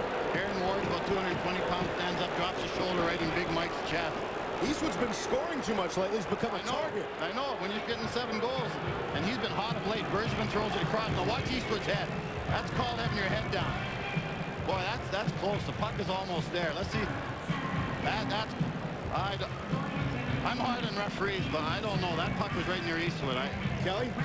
It was pretty close to him, and I think he was trying to deflect it behind him. He didn't see him coming up. It might have been a little bit of a mistake on the pass. See, to me, that's a good hit. He stands up. The puck is right there. Eastwood, just like Kelly said, tried to deflect it up to his skate. That's a tough call. We can't be taking hits like that out of the game. We got to be adding more hits like that in the game. And as far as Ward is concerned, he wasn't moving when he made that. It looked like he really slowed up. That shot stopped by Turek, and that shot from Brendan Shanahan. And some confusion there, and Turek finally covered up. Shanahan gets the shot up. So you got a 400-goal scorer and a 600-goal scorer killing penalties for you. So that shows the depth Scotty Bowman has in this team. Shanahan scored that 400th goal, Barry, about 11 days ago. That was 7 years to the day that Steve Yzerman scored his 500. I know Shanahan's been in the doghouse a little bit in Detroit over the years, but I think he's a great player. He's huge. He can play in any situation. Kelly knows him. He's a great competitor. He can fight. He sticks up for his teammates. His number speaks for themselves. He's a great goal scorer. He can play any situation. He can play both wings. He's a free agent this year. It's going to be interesting what happens to him. He can make a lot of money in a lot of places, I'm sure. Just want to correct myself. 7 years to the exact day of his 400th goal. Shanahan is a 400 goal scorer, now working on 500. At his best years as a member of the St. Louis Blues. Point production, goal scoring, everything. Here is Shanny at center. Hits the brakes on McInnes. Now sweeps it into the corner. Shanahan and Yzerman go for a change. 5:55 to play. Period number 2 from a sold-out Joe Louis Arena in Detroit. Actually, probably the most controversial trade ever made in St. Louis was Shanahan for Pronger going to Hartford. So Mike Keenan was not a popular man in St. Louis when he made that deal. Pronger's been a great addition to St. Louis. And here's Scott Young. Shot on the far side. Goes wide. Had Osgood moving to his right. He shot to the left side. Here's Young, top of the circle now. 50 seconds left in the man advantage. Andrews. Shot off the post from Young, who has really struggled to finish and score goals, and he nearly had one there. Young's had a pretty good game. He's had some good chances. Young needs to shoot the puck. He's got that rocket just like McInnes. You got to have him shooting the puck when he gets it. Here's Pronger. Try to one-touch it to McInnes. Towards the front of the net. It got through somehow. Got through 2 Red Wings, and the Blues still can't get the shot off. Well, Ham just didn't know he had a teammate to his left, or else he wouldn't have touched it. He would have been wide open at the side, so that's a little bit of bad luck for Hamzy. Offside, here's Derek King flying in center, tape to tape. They're onside, and now they're back across the red line the other way. Pronger back for it. St. Louis is coming through the neutral zone with lots of speed, boy. That's usually a good sign offensively. You catch people when that happens. And whistle down for a 2-line pass. Hey, join ABC Sports this Friday at 11 a.m. for one of college football's best rivalries. It's Texas and Texas A&M. They battle for in-state bragging rights. Then at 2:30 Eastern, quarterback Aaron Crouch in Nebraska. They'll take on Colorado in a Big 12 clash with BCS implications. It's a college football doubleheader for you this Friday, 11 a.m. on ABC, home of the Bowl Championship Series. On the night before Thanksgiving, and a happy Thanksgiving to everybody out there wherever you're spending the holidays. We certainly hope you're with friends and family. Right there is Lariano, Steve. I think one of the most important parts of this team when they win. This guy is the second centerman behind Yzerman. He settles all the other Europeans down. He's a leader back there. I think he might be the first European coach in the NHL if he wants to. I just think he's that type of leader. Here's Lariano. Rips the shot. A left pad save. We understand that Ken Holland has already opened up discussions for a new contract for Lariano. One of 4 key players that will be free agents or have their contracts expire at the end of this season. Shanahan among them. Osgood among them as well. Here come the Blues. Here's Gerald King, rips one high off the glass. Osgood might have gotten a piece with the glove. Lariano tied with Yzerman for the team lead in scoring coming in the game. Here's Pearson. Can't get the backhand shot up. It's loose. Scramble in front. And Osgood will hang on. 3:54 to go here in the second. The Red Wings, thanks to a strong penalty kill, still lead by 1. If he comes to the game, he'll remember forever Stevie's 600 goals. Stevie can get it tonight. There's a chance. Reardon back behind the net. Dandino all over him immediately. Matthew Dandino's got one of the Red Wing goals tonight. He's got all 3 goals this season in a span of the last 2 weeks. Matthew Dandino. He never knows what position he's going to play when he shows up at the rink. Detroit's always had a history of playing guys in both positions. You remember Red Kelly won a lot of, he's won the Norris Trophy here, Lady Byng Trophy years ago with Detroit. And when then he went to Toronto and became a forward. Here in Detroit, he was always a defenseman. So they've had a history of that over the years. Touched with a high stick. Our Zima storyline for you tonight from Detroit. Steve Yzerman in his 1,200th game. He's got an assist, but he still needs that 1 goal for 600 back. Well, he already came real close to getting it earlier in the period. He made a great play. Right here you see McGinnis. He goes. The referees take the boards away from him. That's bad lucky fall. Yzerman pulls up, sees Ward coming in late. Ward keeps a nice slow shot, which creates a rebound. We talked about Dandino playing forward tonight. All he has to do is whack it. He gets a lucky bounce over the goaltender Turek and ends up with a goal. And Stevie gets his 902nd assist. So we've seen him block shots tonight. We've seen him win draws tonight. We've seen him set people up tonight. I've seen him in fights too. How did he do? He doesn't win him, but he's so courageous. You know, that's what, you know, can you imagine on the bench you're sitting there and this guy gets in a fight? You know, doesn't that pump you up? Not unless you're a coach. Unless and you're worried yeah, about it. You're worried he hurts his hand. That's it. Worse yet, his nose. But that's the way Gretz used to fire up your Kings, right? In those fights? Gretz got in a fight. The bench was laughing so hard by the time he got back there. Should say congratulations to Wayne Gretzky on his induction to the Hall of Fame. Barry was privileged enough to be up there. And here's John Butchergrass. Thanks, Steve. Back to Dallas. 1-0 Stars on Keen's shorty. But back come the Kings as Len Barry in front will get it home. You know, since the Kings fired Melrose, they haven't beaten the Stars. 0-12-6. All right, John, thanks. Coming up, the intermission report will send you to ESPN News. Scores and highlights from around the NHL. As we play 4-on-4. Hetch for the cross-check at 16:46. Chelios for roughing at that same time. And we're 4-on-4. Looked like a little bit of mixing it up after the whistle stuff, I think. Yeah, I think Barry was caught in the Zima replay. He gets caught talking too much sometimes. I know. You notice that, huh? Me too, yeah. You could talk to him about that. I guess it's... I'm getting better, though. 6 or 7 more years of this, Barry, you'd be all set. Off the faceoff. Good draw win by the Blues. McKinnis had his pass blocked, so Dimitri couldn't get to it immediately. Handzus on the far side. Rolls it around. Bergevin able to hold in. 4-on-4. Lots of wide open ice. Towards the front of the net. Quick stop by Osgood. Had to be ready. But the Blues able to get possession off the rebound now.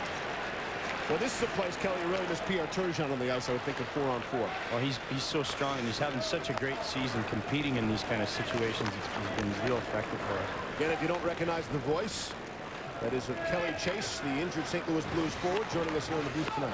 Kelly, where do you rate McGinnis in his recovery? Is he 100%? Is he playing like he did last season, or is he still off a little bit? I think you'll notice is sometimes when he pivots or he goes to stop, he gets a little bit of pain there and feels a little bit of the weakness. But Al's, what he makes up, what he can't do with his body because it's not quite ready, he makes up for with his head a little bit and gets himself out of a lot of situations because he thinks pretty quick out there. This is just his 6th game back since breaking a bone in his foot. Here's a 3-on-2 for the Wings now. Here's Duchesne. Drop pass for Lariano. Who's coming late? It's Ward. Put everything he had into it and shot it wide. And the counter off the end boards was Fandon. Two good chances there for Detroit. Can't cash in this 4-on-4. This is a tough team to play 4-on-4 against. They got skill at 4 different lines, and you don't want to be in a situation too long where you got to play them 4-on-4. Good news is that Fedorov's not playing. He'd certainly be in one of the situations, the 4-on-4 situations. Drop pass shot by Reardon is blocked by Yzerman. Second down shot low. tonight blocked. Here's Bartechko behind the net. Tricky little pass there. From the angle, Reardon's shot goes wide of the net. Kreider able to keep in. Ranging over with his 6'6" frame. Here's Conroy. Spins off a check. Some good pressure here by St. Louis. Both players out of the box were 5-on-5, and Osgood will glove it and hang on with 58.7 seconds to play. Period number 2. Right there, there's Al. We talked about him. I had the pleasure or the displeasure of coaching LA when he was in Calgary. Best power play I ever saw Calgary. You had Nieuwendyk on it, you had Fleury on it, you had him and Suter running the point. Just a dominant power play. Al is a shooter. You get him the puck. He has great vision.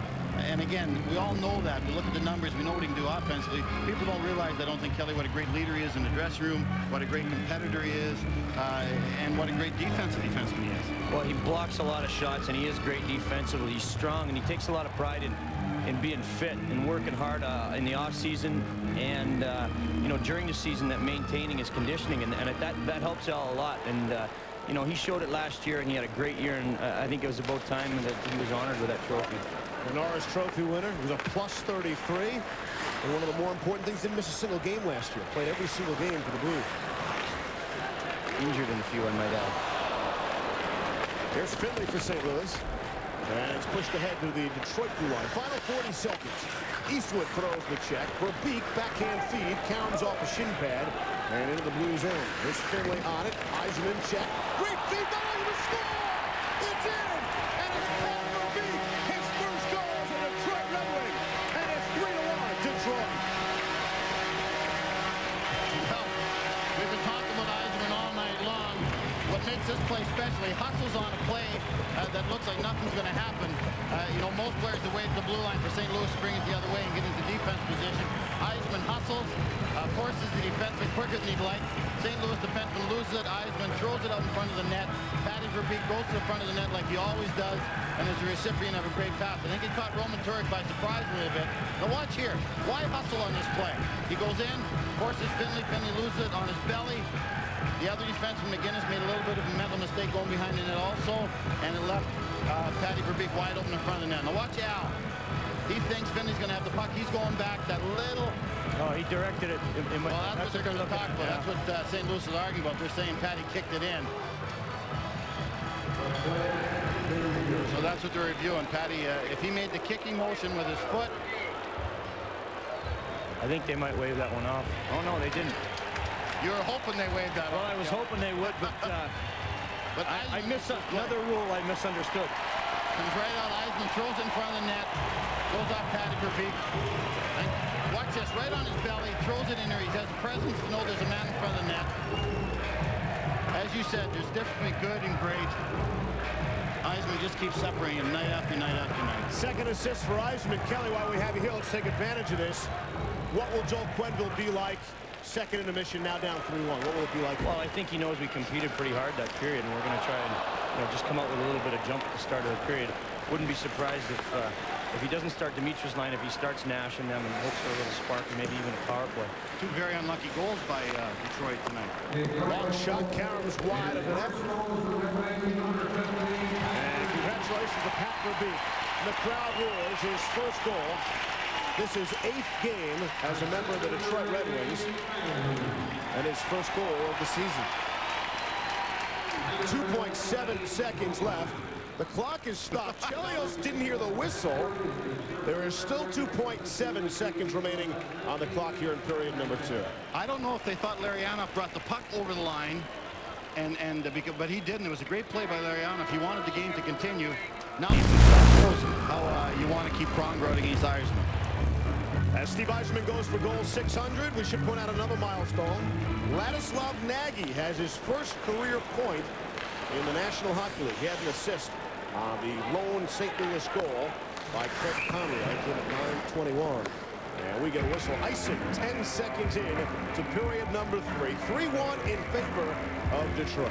And I think Scotty Bowman said it in the first intermission when you talked, and he said that what he's most proud of is how Yzerman's changed his game in order to become a better player and for Detroit to win. You see that in that last goal. 30 seconds left, you know. Why go down the ice real hard and make a play like that on Finley? Most players would just let Finley touch the puck. The period would be over into the dressing room. He makes a great play. Instead of a 2-1 game, it's a 3-1 game. And great players do that. It's unbelievable the work ethic this kid had. And he's really taking care of himself physically now. He wants to play a lot longer. Just like McGinnis, he's on the bike. He's doing weights. Much better shape now than he was when he was 18 years old. It's kind of a shame, right? Young hockey fans don't remember Yzerman. It's a 2-time 60-goal scorer. Yeah. 2-time 60-goal scorer. One of the top scorers in the NHL, 150 points. And again, those were great, but Detroit wasn't winning the cup in those days. So. And again, the 2 times, the back-to-back, they won the cup. Steve Yzerman scored 22 and 24 goals, respectively. We talked about the player that Yzerman is with his head coach, Scotty Bowman. I look back, and I feel good about it because a coach always likes to get the best out of his best players, because if you don't, you're not going to win many games. And Steve has given us so much, and even now, he doesn't do as much scoring as he did when he first started, but he does a lot more for the team. Showing you that, the passes, and just solid and fundamentally strong in all 3 zones. And again, when Detroit was winning, when Stevie was scoring 150 points, they were first place in the NHL those years, 90, 91, but they were always knocked out early in the playoffs. You remember the San Jose, Osgood up the wall, and Miller knocks it down, it's in the net. You know, they've changed the way he's played. And Yzerman, if you're going to win the cup, you got to pay a bigger price. You got to do those little things better. And Yzerman, being a leader, set the stage for all the other Detroit players. So if Yzerman's blocking shots and winning battles and going to the net, you know, how can everyone else not be doing the same thing?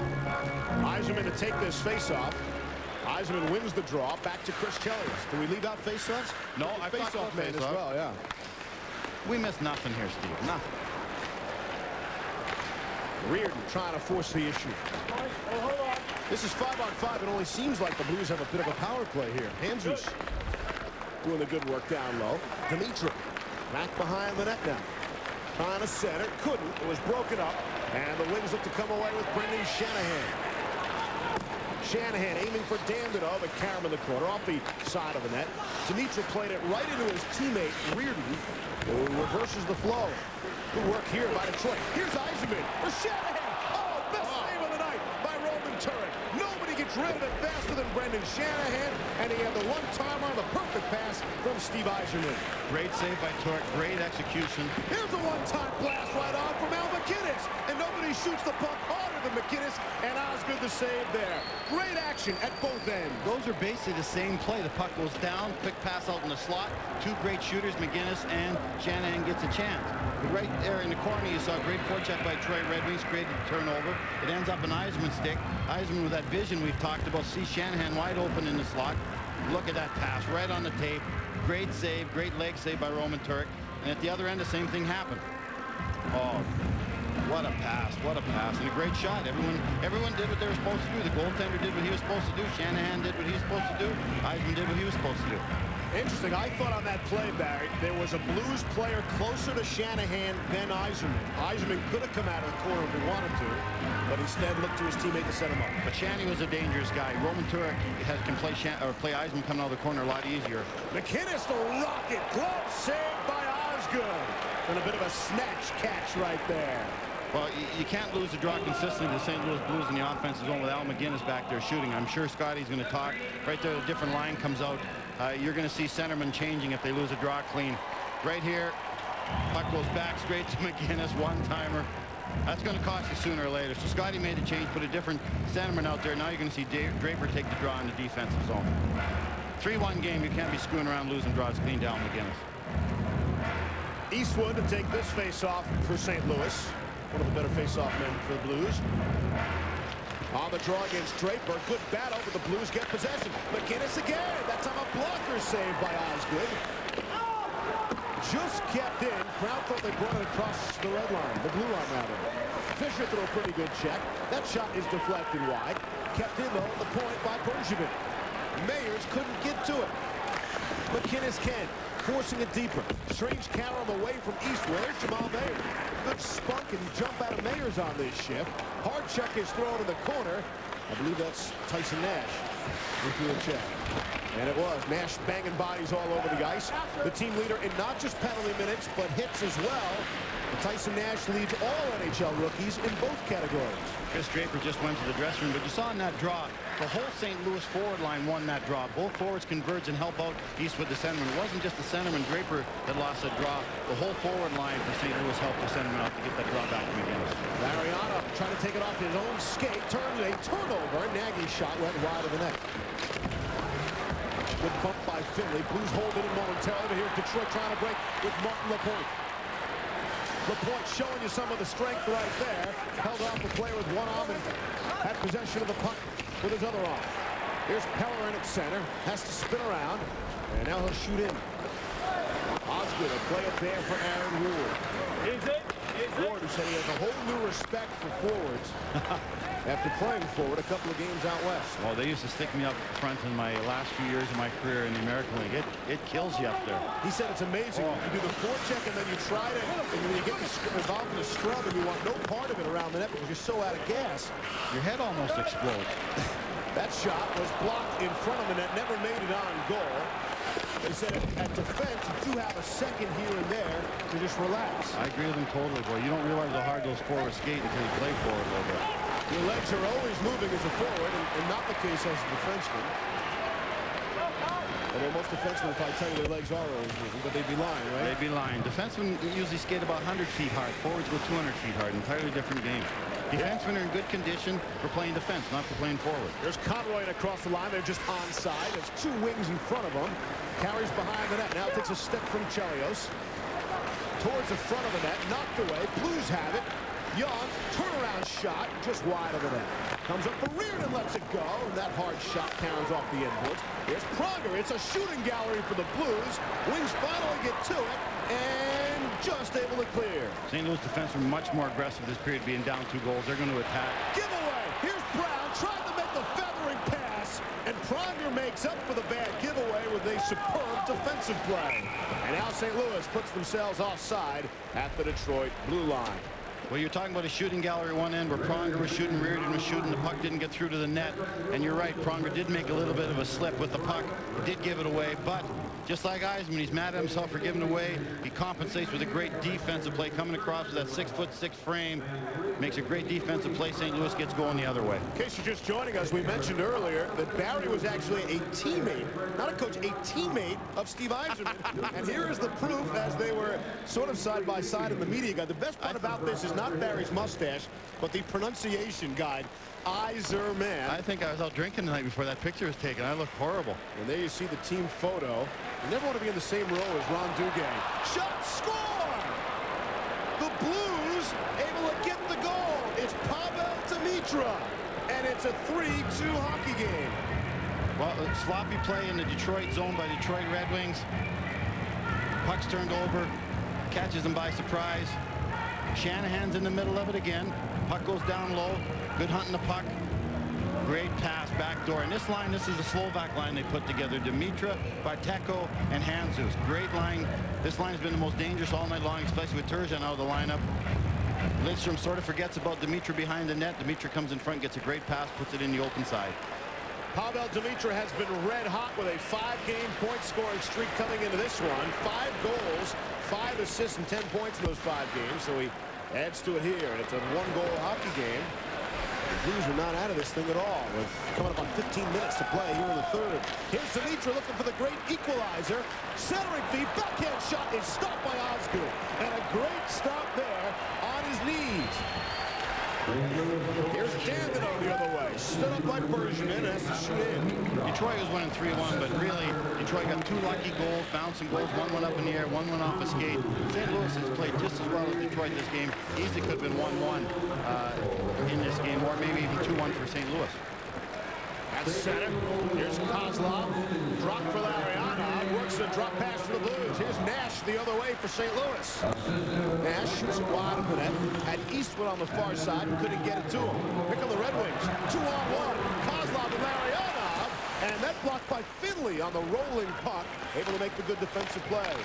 Joel Quenneville talked to his defenseman now. It's a one-goal game. They don't have to be as aggressive. They don't have to take as many chances. Pearson made a bad pinch there, which almost gave up a 2-on-1 with Larry Anoff. So they got to be talking about that. We don't need a goal right now. We got 15 minutes to get a goal. Don't panic. Don't make any mistakes. Dimitra, his 11th from Jesus and Bartechko at even strength at 4:23.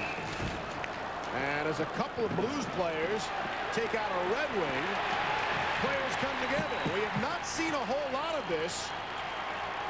And now Nash trying to get involved, and here's Martin Lapointe, and now everybody's involved in the corner to the right of Roman Turek.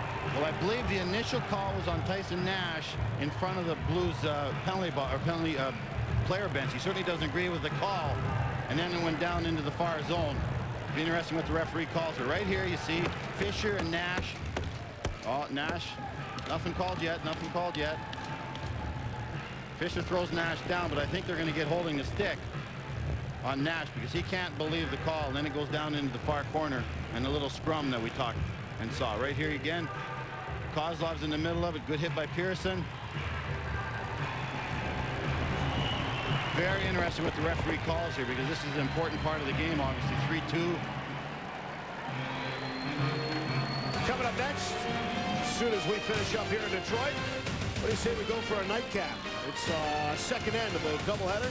The Devils are out in Anaheim tonight. They'll take on the Mighty Ducks from Paul Correa's home, the Pond. That's coming up at 10:30 Eastern here on ESPN2. For more, log on to ESPN.com, part of the Go Network, go.com. Well, it looks after all that, Steve, it looks like Tyson Nash is the only guy with a penalty. He's up there on the board, 2 minutes, number 9. It's interesting. We talked about how good he's been doing, not taking bad penalties, and here he's taking 2 tonight. Holding the stick, 5:53. So you got a sense why Kelly Chase said he'd never be able to catch Nash with the penalties. Nash has piled up a couple of minors here tonight. And the Blues have taken 2 holding the stick penalties. Pronger took one earlier. Nash took one. That's a tough penalty. You don't want to take penalties like that. Those are the ones that come back and haunt you. I mentioned the second minor for Nash. Same situation, Barrett. He took a penalty after the Blues had cut it to 2-1. Now they cut it to 3-2, and it didn't cost Nash and the Blues last time. We'll see if it costs him here. Well, I think Nash is a little upset because him and Marty Lapointe had run into each other, and Marty Lapointe had got a stick up on Nash, so Nash goes to Fisher in front of the bench. I'll see if that penalty comes back and haunts him. Pronger back on it for the Blues, and he'll clear.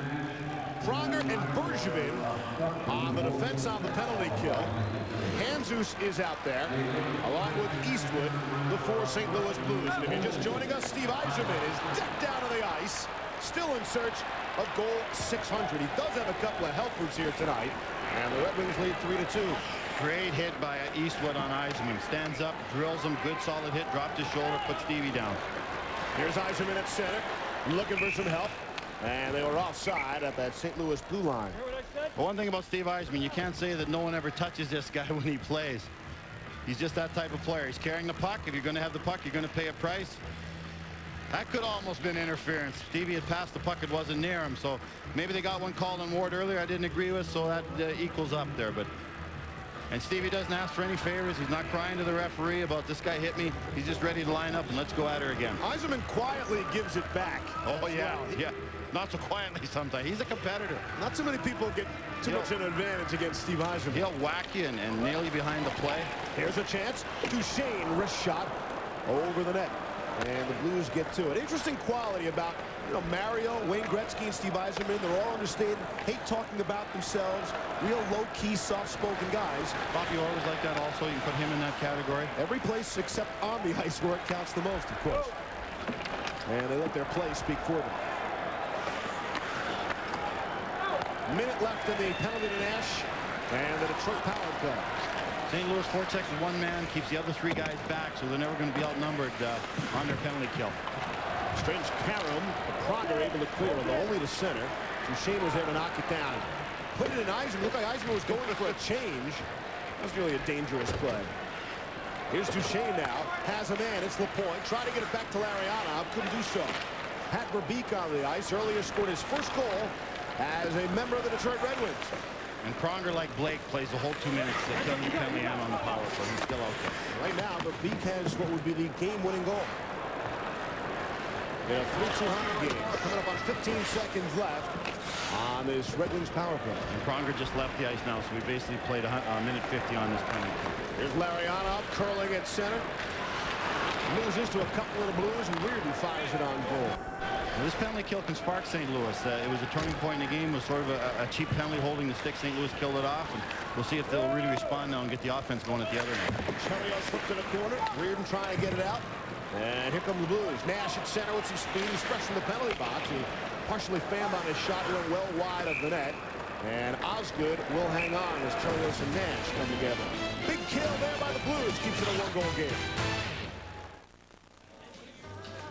What you doing, Frank? Waiting for him to talk. It's just a game. Frank. Well, some nights I'm in here, and I swear, you can hear him talking. We all have our demons, Frank. Shh, quiet, you're gonna get us caught. Charlie? Yeah? You hear something? No. Now? No.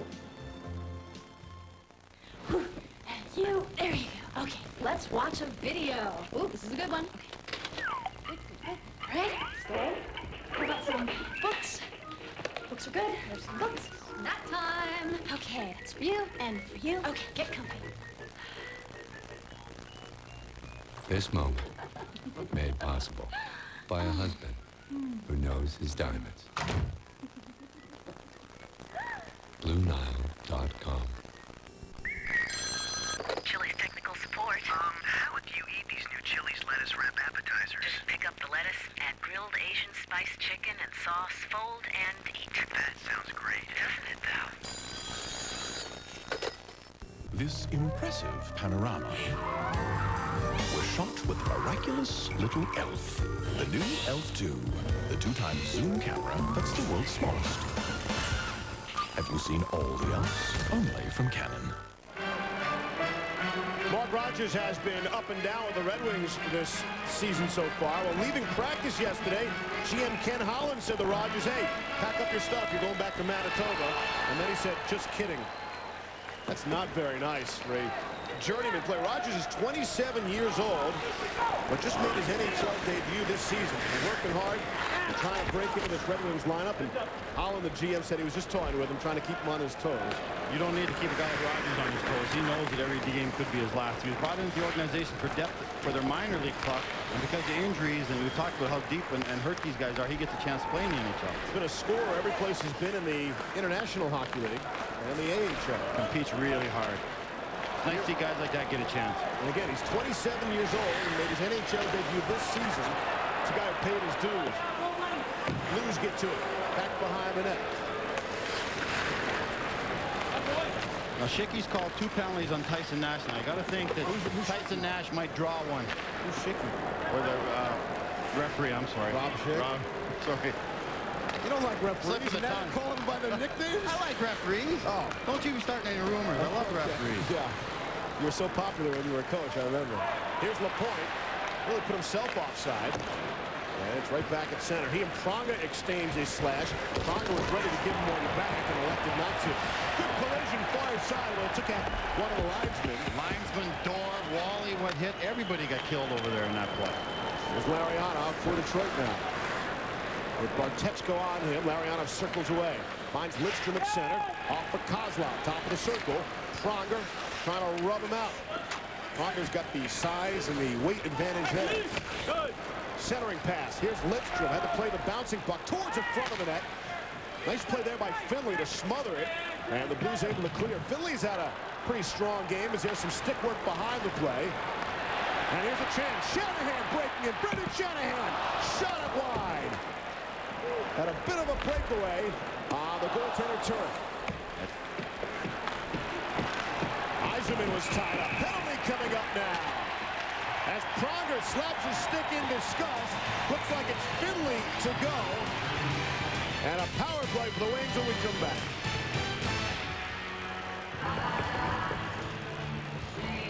Fight. 9:46 to play here in the third. Finley for holding at 10:14. Power play for the Detroit Red Wings. 5th power play of the night. And they have not been successful. In one power play goal this season, that belongs to the Blues. Here's Shanahan now. Yzerman is on the ice, still in search of goal number 600. Here's Steve Yzerman. Cross ice pass to Chelios, tees it up, shuttles, blocked out the defense, I think by Bergevin, but it's kept in. Here's Chelios now. Yzerman sneaking in back door. Chelios would love to set up Yzerman, as would any member of the Red Wings. Here's Chelios now, trying to go across for Verbeek, but it was broken up. Here's Eastwood, who's been red hot as of late. Nearly had an opportunity, and McKinnis will go back for it. Finley got the penalty. Offside. Finley got the penalty, Steve, but the battle behind the play between Pronger and Lapointe created the goal-scoring chance for Detroit. Lapointe is out there to go against Pronger, hopefully maybe even get him off the ice. If he could get Pronger off the ice for 5 minutes, what a big deal that would be with 8 minutes left in the game. Now watch Lapointe and Pronger. Marty knows he's one of the key ingredients to win here. Both these guys yapping, all of a sudden a quick pass goes down the wall, and there was a goal-scoring chance. But Lapointe's a smart guy. He played for me at Adirondack. He knows if he can get that big guy off the ice or off his game as he did on that, create a goal-scoring chance, would be huge for Detroit. Something interesting here tonight so far. The Red Wings have outshot their opponents in 20 of 21 games this season. It's pretty amazing that they're being outshot tonight by the Blues, 25-21. Outshot here in the third, 7-3 so far. Third period still has 8 minutes and 40 seconds to play in it. Here's Murphy streaking in from the wing. Back to the point. Lidstrom couldn't tee up the bouncing puck. Well, also because Detroit has had the more power plays. Also, usually when you usually get a lot of your shots. Trying to go back door to the point, and it's stopped by Turek before it got through, and he'll hang on. A great execution by Detroit. They created the 2-on-1 just like we saw the Conroy goal earlier in the game. Detroit created the 2-on-1 down low on Bergevin. Now Bergevin makes a great play getting a stick in the passing lane. Unfortunately, almost knocks it into his own net. But Turek was there to cover up for him. But great play by Bergevin. It's a 2-on-1 created. Kozlov and Lapointe. All that has to happen is that puck has to get through to Lapointe. Good things will happen to Marty. Bergevin realized that, gets that stick in the passing lane. And luckily the goaltender saved his butt, because that could have went in the net very easily. But that's why you're looking to create that 2-on-1. Good things happen to you down low when you isolate that one defenseman in front of the net. Good hockey player, Marty Lapointe. Any team in the NHL would love to have that guy. Prior to the last 2 games for Detroit, Lapointe had a goal and an assist in each of the previous 2 games. Got a little quicker in the offseason as well. Looks like Lapointe dropped about 25 pounds. Not a whole lot of body fat on Martin Lapointe. He's strong. Here's Pronger across the line. Passed it back, and they are offside. And the Red Wings are saying intentional offside, and that's exactly what the call will be. And they'll bring it back down deep inside the blue zone. Yeah, not a smart play by St. Louis, because the minute that forward touched it in the Detroit zone, it was going to be intentional offside.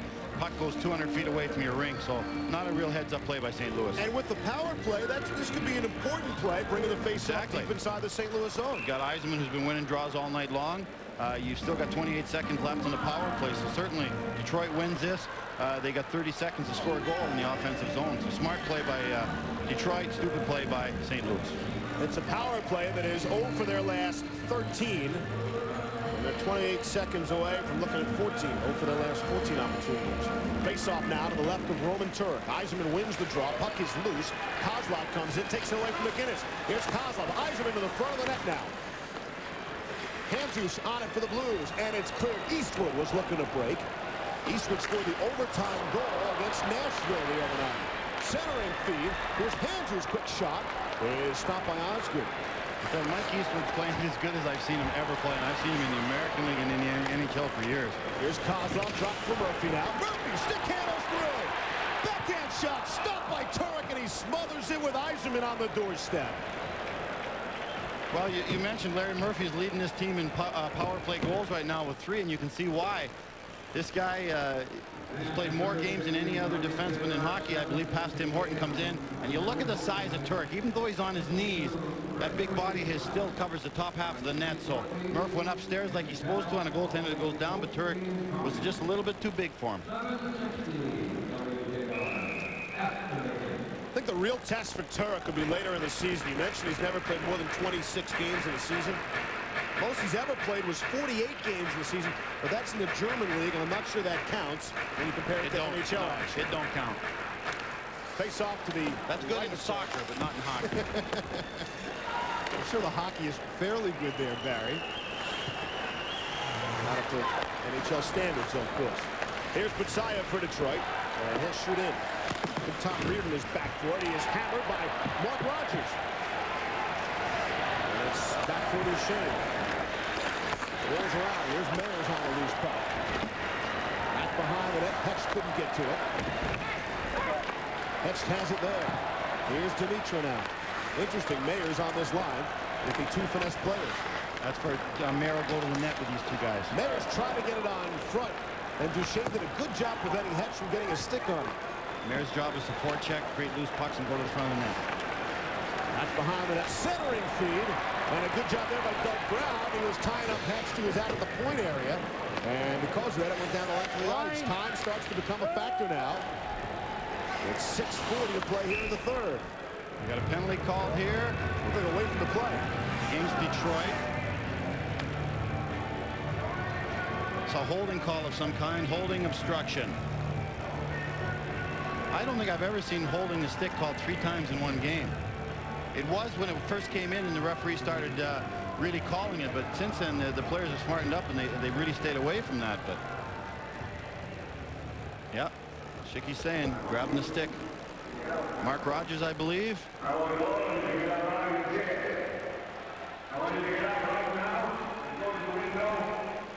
Right there, away from the play. Rogers. Oh, yeah, grabbed the Reardon stick going to the front of the net. So twice called in St. Louis, Steve, once called in Detroit tonight. But the St. Louis defensemen are very active. They're going to the net hard every time they get the puck low in the Detroit zone. 5th power play upcoming for the Blues. They do have a power play goal, 1 for 4 tonight. Conroy had the power play goal. We set the power play for you. Handzus will take this draw against who else but 19 in white, Steve Yzerman. Yzerman does have a couple of assists tonight and has played a spectacular all-around game, but still is in search of that 600 goal. Yzerman loses that draw. Here's McInnes, the rocket, back to the point. Shot goes wide of the net.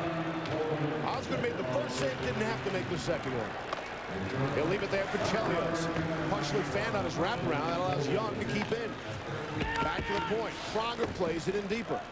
1,000 goals killing penalties for Detroit right now. Not bad, huh? Not bad. Well-rounded players. Yes. Here's Shanahan. He's one-on-one. Yzerman is coming late. Shanahan, quick shot. Missed it on the far side. See Yzerman throw that puck off the wall. Shanahan jumps by the defenseman, picks it up the wall, and gets a one-on-one situation. Here's McInnes now. He'll shoot in. The Blues' best chance to tie up this hockey game. With the power play, the penalty to Rogers. Pronger takes it away from Lariano. Out in the circle at his own end. Finds McInnes. Off the stick with a point. And here's Pronger retreating in his own end. Derek King for Conroy. Conroy back to King with some speed through the neutral zone. King rips one. And off the end of the glove of Osgood. And work back to the point now. Reardon gives it off toward Dimitra. Dimitra's got the other Blues goal. Lets it go. It's blocked. Blocked by the defense. And it's cleared into the crowd. 5:18 left in the third. 37 seconds left on the power play. Well, Detroit's doing a great job taking McInnes out of the play on the power play. But Stevie Yzerman, obviously we've talked about him a lot tonight. You're going to see what else this guy can do. Great vision. He knows he can't make a direct pass to Shanahan because it would be dangerous, maybe knocked down. So he uses the wall. Shanny picks it up. Yzerman's coming late. McInnes is picking up Yzerman. Just a good quick shot at the net, just by the far side. But Yzerman used the wall there because going up the middle would have been dangerous. This time of the game, 5 minutes left. Great play off the wall, and Shanny gets a shot at net at the other end. Again, this is a milestone night for Stevie. Even if he doesn't score his 600 goal, this is his 1,200th NHL game. Not too many people play 1,200 NHL games. And I played with him his first ones. I still find that hard to believe, but the media guy doesn't lie. I realize that. Rolls around, and the Blues get to it. Chelios doing the work in the corner for Detroit. And the Wings are able to clear. Coming up on 20 seconds left in this power play. And Steve Yzerman wasn't even the first pick overall. He was a 4th pick overall for Detroit that year. So Detroit was very lucky. Some teams didn't do their homework ahead of them. 5 minutes even now to play here in the third. We say regulation time in a 1-goal hockey game.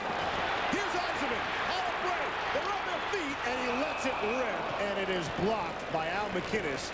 Deflected out of play and into the crowd. A short-handed attempt The crowd rose as one. Unbelievable. In search of Steve Yzerman's 600th career goal.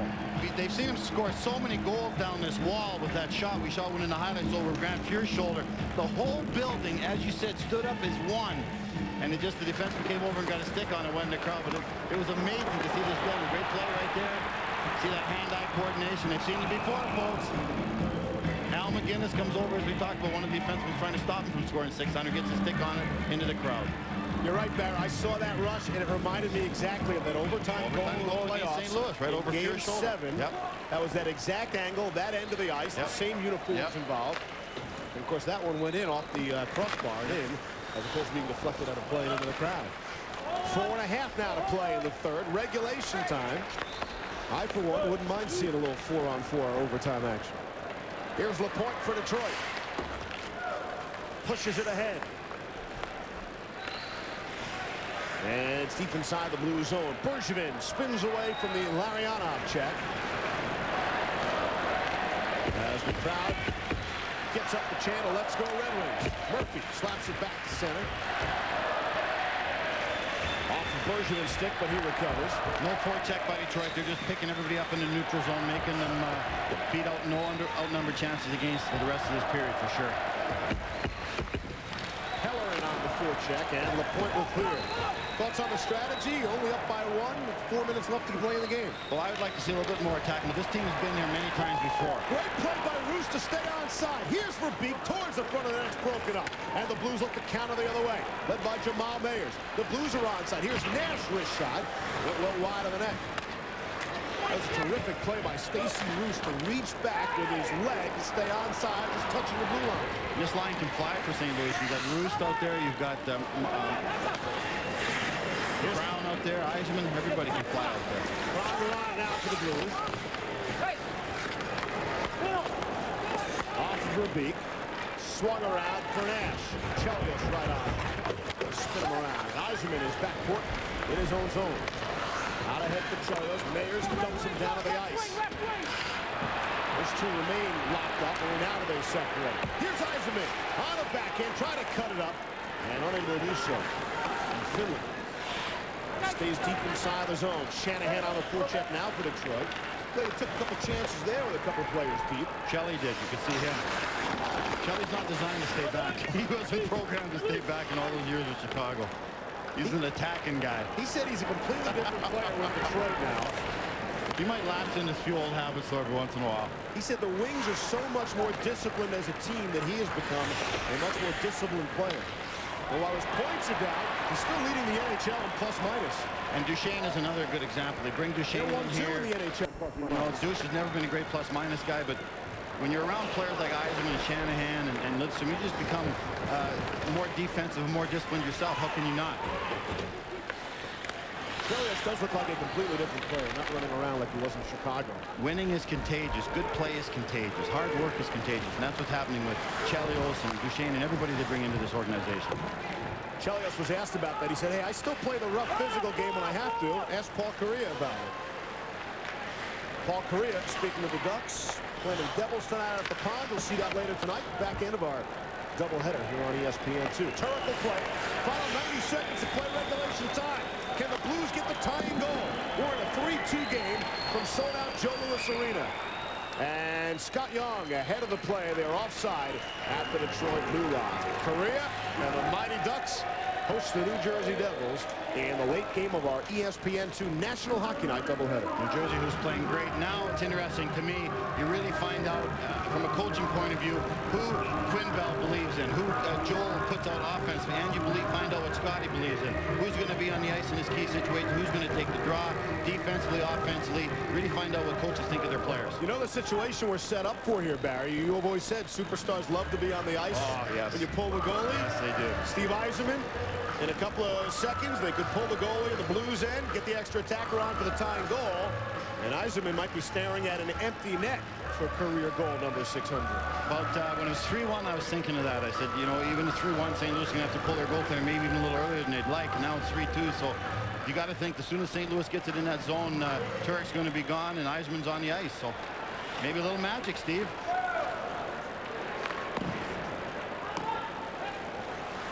Back behind of the net. Here's Pronger. Speaking of 600th goals into an empty net, that's the way Mario Lemieux scored his 600th. There's Turek gone. Turek out of the net. Net is empty. Yzerman is on the ice. He's behind his own net now. Pronger empty. Final minute to play. Regulation time. Lots of stuff going on. The Blues got the extra attacker. Yzerman has an empty net. Here's Shanahan shooting it all the way down the ice. And this will go for icing. Your thoughts? They were in trouble behind the net. There were a little bit of a loose puck scramble. Detroit wasn't in good position. I'm sure Scotty would have rather Shanny starts game to get his feet moving and maybe create something, but that never happened. How can you argue with a guy with 400 and some goals? I didn't get the sense Shanahan was shooting for the empty net. I think it was more what you said. It was looking to clear the puck. They were panicked a little bit. They didn't like how they were set up. They were outnumbered. They got there real quick. But the one good... St. Louis, if you're St. Louis has been dominating on draws mostly tonight, so we'll see if that continues. 45 seconds left. Again, you'll find out who the coach believes in right now, offensively and defensively, who's on the ice. Blues have called timeout. And this will give Steve Yzerman a chance to rest up and stay on the ice with the empty net, I would think. Well, again, that just talks about who he is. You know, other offensive players scored a lot of goals. They wouldn't be on the ice in this situation. You're up one already. You'd have your defensive guys out there, you guys that block shots, you guys that win battles, physical battles on the boards behind the net. Scotty's got the luxury, and this is why they won back-to-back Stanley Cups and why they're in every cup race. His best players are the guys you'd have on the ice. Even a guy like Fedorov would have been on the ice in this situation if he was healthy. Hey, say what you will about home ice advantage, and I think we both agree it's overrated nowadays in the NHL. Yes. But not in this series between the Red Wings and the Blues. The home team is undefeated in the last 14 meetings between these two teams. And right now, the home team is winning by a goal. Face-off. Yzerman will take the draw against Mike Eastwood for St. Louis. Deep in the Detroit end. The net is empty for the Blues. Face-off. Won by Conroy, I beg your pardon. He took the draw, and he beat Yzerman cleanly. Back behind the net. Here's Conroy. Gets it back. Freeman lets it go. It is blocked in a pile of players. Here's Shanahan. Towards the empty net. He scores! It's not Yzerman. It's Brendan Shanahan who scored the empty net goal. And the Red Wings lead 4-2.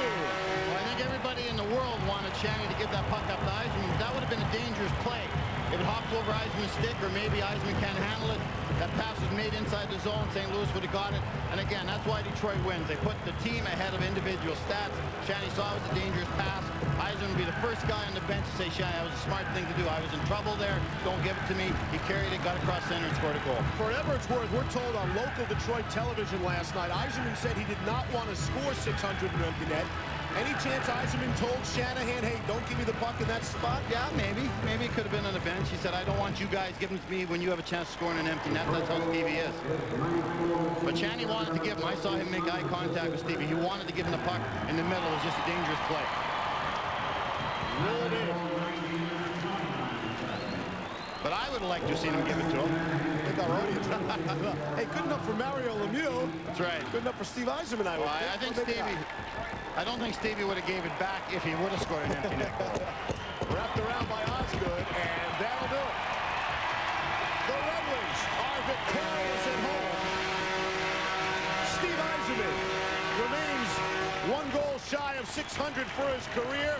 He does have 2 assists, but if you ask Steve right now, the most important thing, the Red Wings win the hockey game. They double up the Blues 4-2.